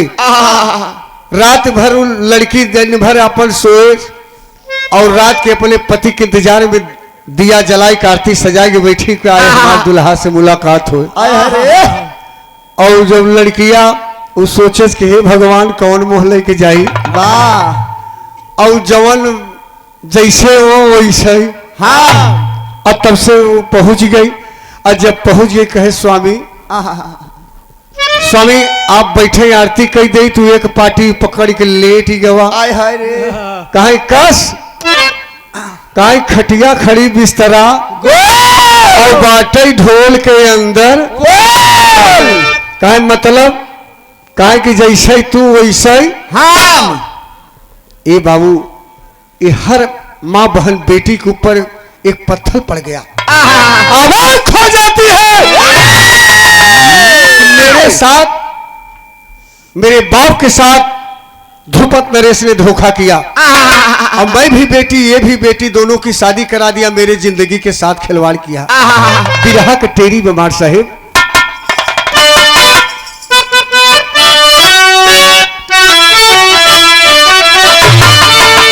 ससुरवा कैसे जाई बिटिया ससुरवा ससुरवा कैसे जाई बिटिया जीवन जहर बन गया संधुर बनल महुरावा।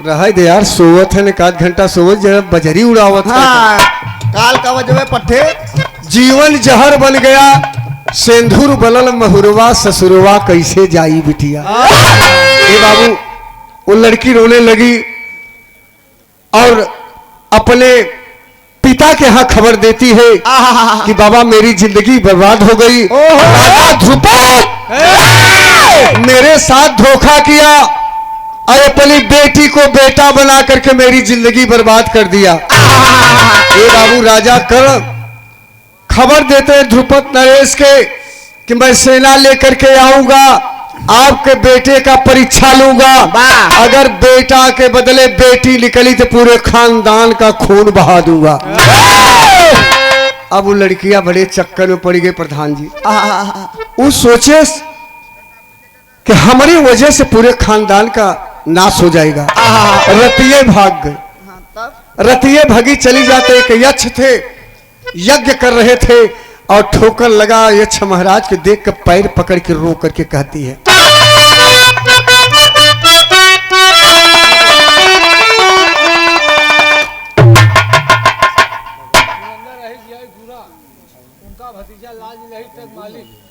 सुरेंद्र अहिर जीआई के पूरा उनके भतीजे लाल जी लहरी ट्रक मालिक, आपके तरफ से 51 रुपए का पुरस्कार बार प्रणाम सब भेल के नमन बा।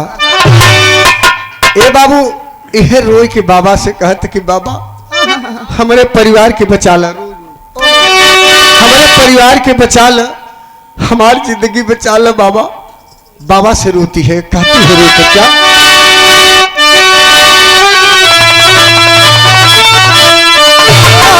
रोई रोई रोई रोई बाबू बोलली बयाना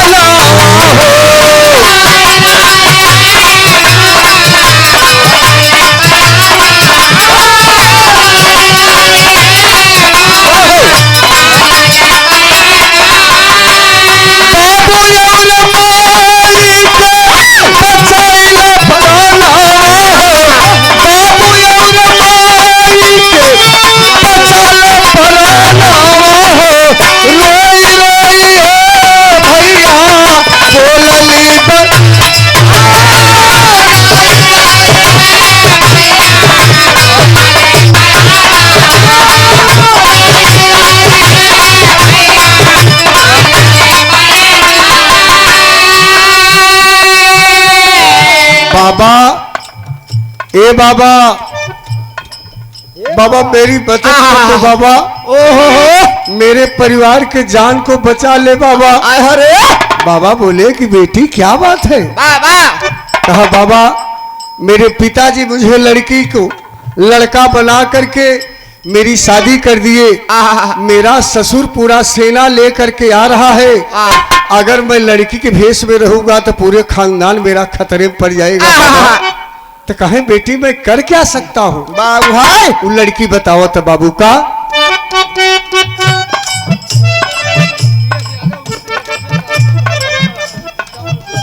आप सुरेंद्र यादव अहिर जीआई के पूरा दिनेश मित्र, इनके डीएस यादव के आप मित्र हैं, जिनके दरवाजे पे कार्यक्रम चल रहा है। 51 रुपए का पुरस्कार बार बार प्रणाम सब भैया के नमन बा।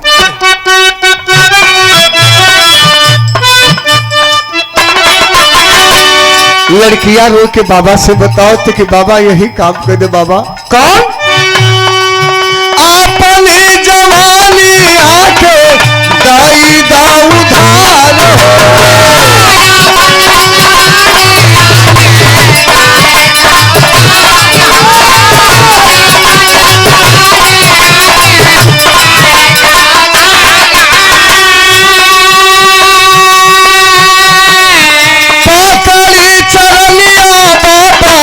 कई दा गुहार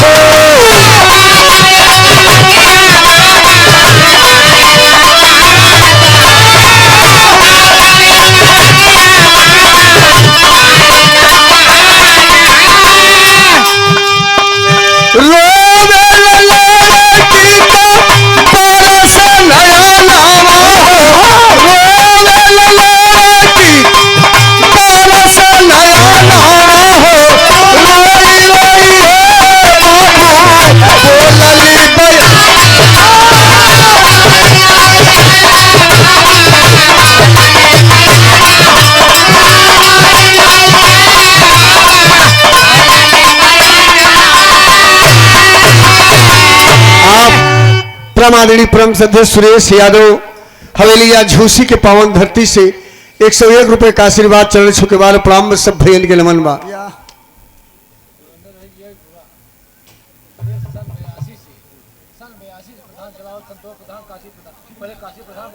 काशी प्रधान संतोष प्रधान सन 82 से आप मित्र हैं भैया सुरेश सुरेंद्र यही जीआई के पूरा 51 रुपए का पुरस्कार बार प्रणाम में सब भैया के नमन बा।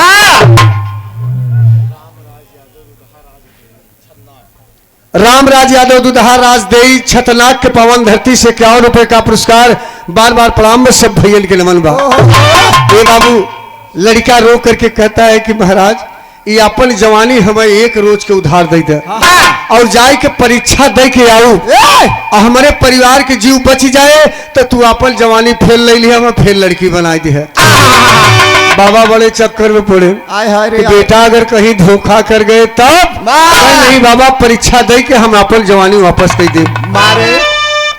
बाबा बच्चे के बात मान करके ए बाबू आशीर्वाद दे दिए और लड़की से लड़का हो गए और चल दिए।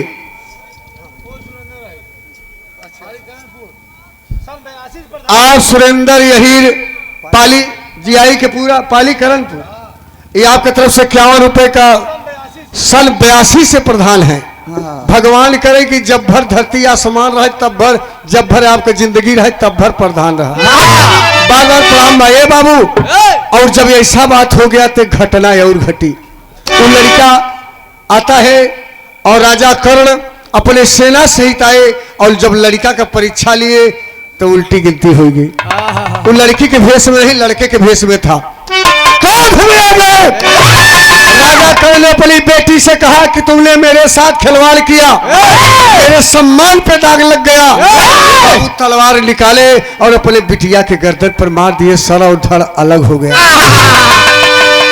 और वो लड़कवा जो बनाऊ का हुआ वो लड़कवा धीरे धीरे सोचे कि बुढ़ऊ ससुर तू साधु संत आदमी तू जवान हो के कहा जाबो हम अगर बियाह शादी हो तो परिवार बढ़े रोजी रोजगार आगे चले तू का कर संत आदमी भक्ति कर पूजा पाठ।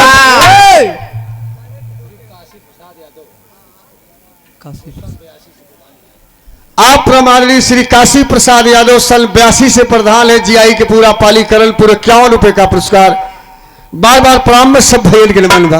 ए बाबू समय बीत गया तब तलक गीत के लाइन लग गए मास्टर।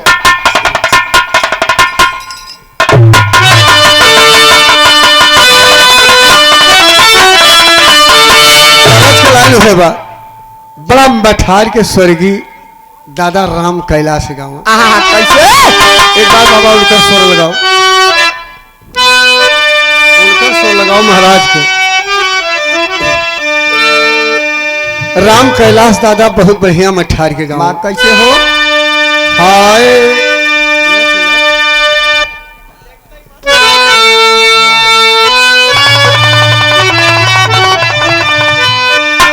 कहा सुनने वाले मित्र आप महान है आप देवता है तो यही गाँव है कहा जमल मजाया के चटलिया में तो गोधलिया में नहीं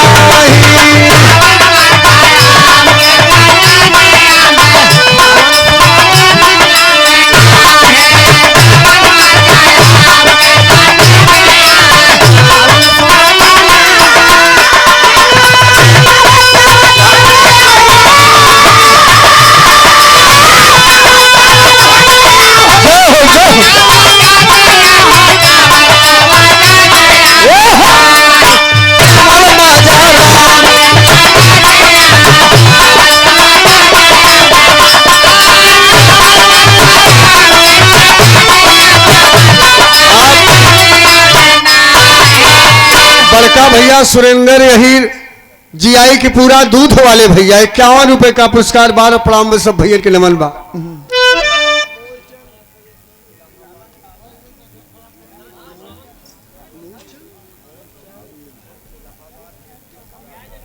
मूलचंद इलाहाबाद डिस्ट्रिक्ट प्रयागराज ये आपके तरफ से 51 रुपए का पुरस्कार बार प्रणाम सब भैया के लमल बा।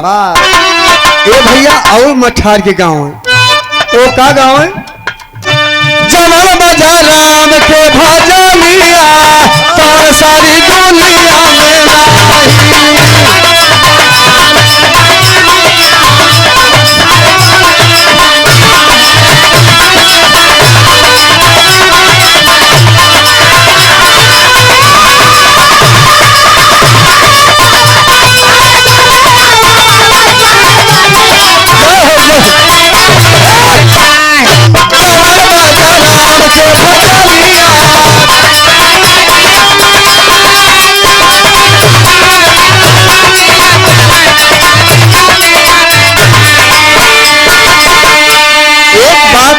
बड़ी अच्छी बता कहा सुनने वाले मित्र एक बात समझ लेना,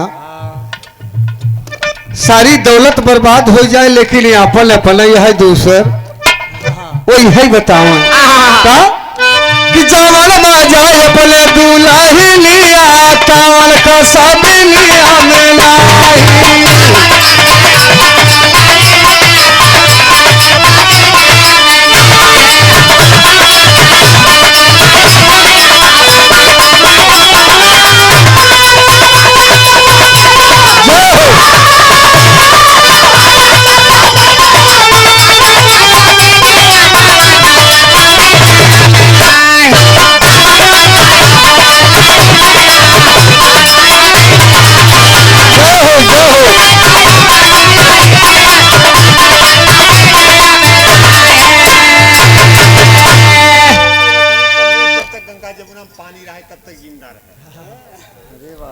धारा गुरु भैया हमारे कहा था कि जब तक गंगा जमुना में पानी रहे कमलेश तब तक तुहार जवानी रहे। आप 101 रुपये देकर आशीर्वाद दिए, चरण छू के प्रणाम बा। और आपके आशीर्वाद रहे तो ऐसे ही रहा। और जब मरबो करब तो बिरहा गौते ही मरब के जान लिया। अरे हाथ में लिखा बाटे और घिंडी घींच के न मरब। ईमानदार आदमी कभी जल्दी वो सब नहीं गड़बड़ाते। जैसे दादा चलते पौरुख चला गए, न केहू से पानी मांगे न तो दाना माने, अपने हाथे अपने गोड़े खात पियत हंसत बोले तो कौटम भोजन भी कम नहीं है। अरे महान पुरुष थे। तब ए बाबू बाबा जी सोचे कि लड़कवा उतर हो लौकत और लड़कवा सोचा था कि बाबा सार मेहरारू बन के राम नाम जपई हमार परिवार बसी जाए, सृष्टि के रचना होए और तपस्या करता भगवान का नाम ले का जरूरत धरी बा। हर बाबा सोचन की लड़कवा आई नहीं आई ना होगा तब छोड़ दिए राम कई भजनिया हंस कर दुनिया में जाई।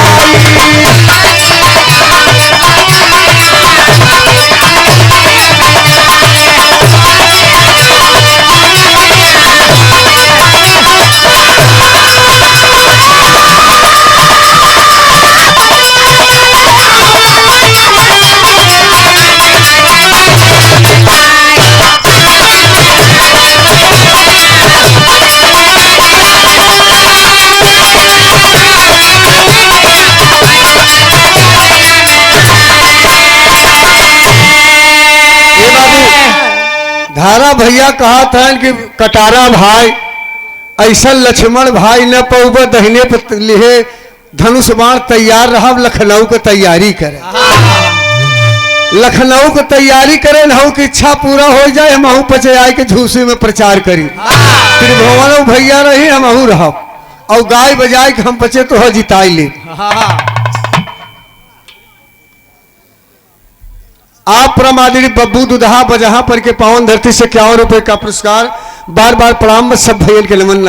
ए बाबू बाबा जी सोचल की तपस्या खत्म और धीरे धीरे चल दिए। 1 महीना बीती का कि ससुर दिल लौकत ही न। राजा ध्रुपद नरेश के घरे पर लड़का डंड मारा था घरे में। खबर कहे बेटा कहे ना कहे बच्चा वो राजा ध्रुपद नरेश का बेटा कहाँ है। कहे कि महाराज तू नजर उजर लगा दो। कहे बेटा एक बार भेंट कराई दे। तब से लड़कवा के निगाह पड़ गया। कहे बबुआ ते आइए अब माँ बिल्ला गड़बड़ाए, बा पहुंच गए। ए कहें महाराज प्रणाम हो। कहें खुश रह बेटा, हम ऐसे ही रही। कहें आपके तपस्या करे के है वो भगवान के भजन करे के जाही, औरत के भेष में रह जाही मन से धूके भेज गए अब हमार गृहस्थी उजार जिन आल्हा में कवि जी लिखे,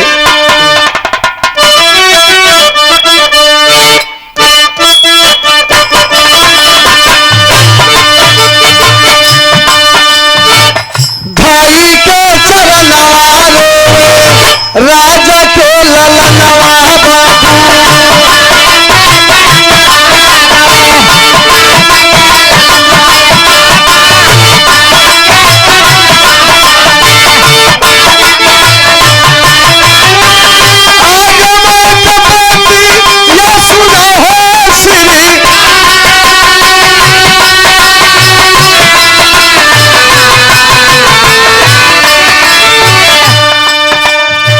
लागे समझावे बाबा बानना ललनवा बाबू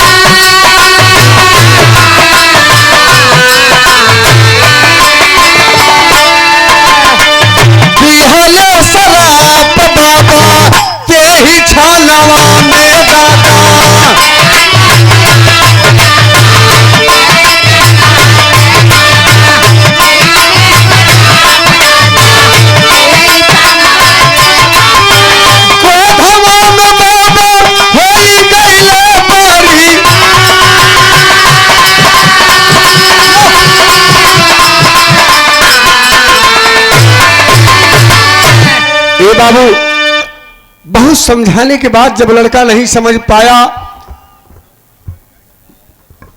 यक्ष महाराज क्रोध में आकर के श्राप दे दिए। कहा बेटा तुम जिस जवानी के मध्य भूले हो मैं श्राप देता हूं। आखिरी बात कवि जी लिखेगा,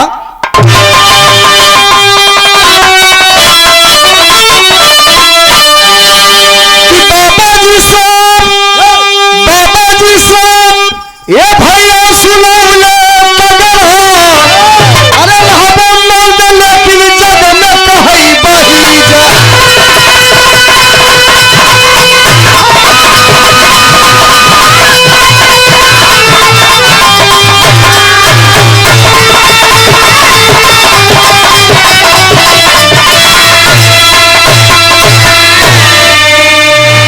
आप प्रामाणिक जग बहादुर मुरार पट्टी के पावन धरती से 51 रुपए का पुरस्कार बारवा प्राम सब भेल के नमन बा। बाबा श्राप दे, बाबा जी श्राप सुनौले तगड़ा, रहबम बर्द लेकिन जग में कही वही जड़ा। वही लड़का हुआ का कवि जी लिखे, महाभारत में काम आया कि पड़ल बा शिखंडी, पहले सौखंडी नाम पड़ा, तब धीरे धीरे उसका शिखंडी नाम पड़ा। पड़ल बा शिखंडी भीषम दादा के समनवा,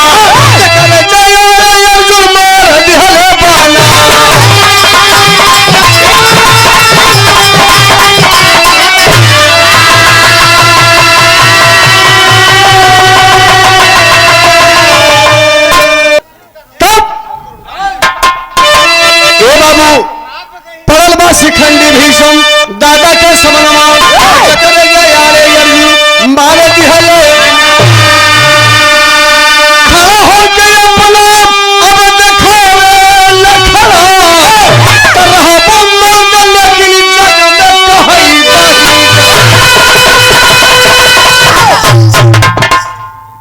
गुरु बाबा दीन कहे भोल आगे स्वर सिधारी, गुरु बाबा दीन कहे भोल आगे स्वर सिधारी, दयाराम कमलेश कहते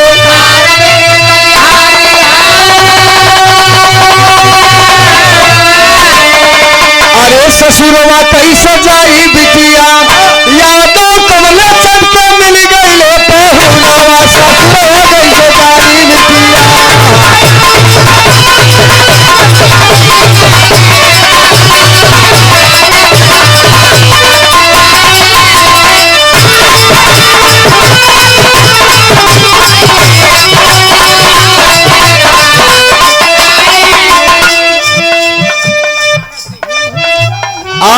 नीरज गुरुजी मस्ताना स्वीट हाउस 101 रुपए का पुरस्कार। बार बार प्रणाम बा सब भैया के लिए बा।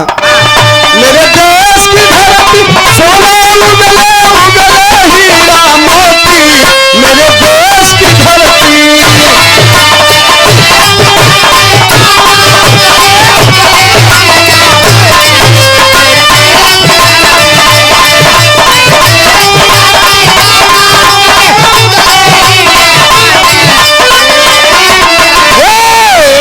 मेरे देश की बेटी पहन के रंगी हुई पुलिस में भर्ती, मेरे देश की बेटी।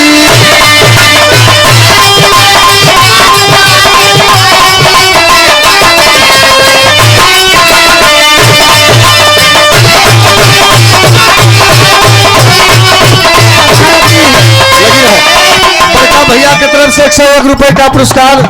चरण छुके बार प्रणाम बा सब भैया के नमन बा। देखा भैया का नंबर बा, ढेर समय हमहू ले लिया। हम बोले कहत रहे लेकिन बहुत ज्यादा कुछ कह दिया। मेरे देश की धरती सोना उगले उगले हीरा मोती, मेरे देश की।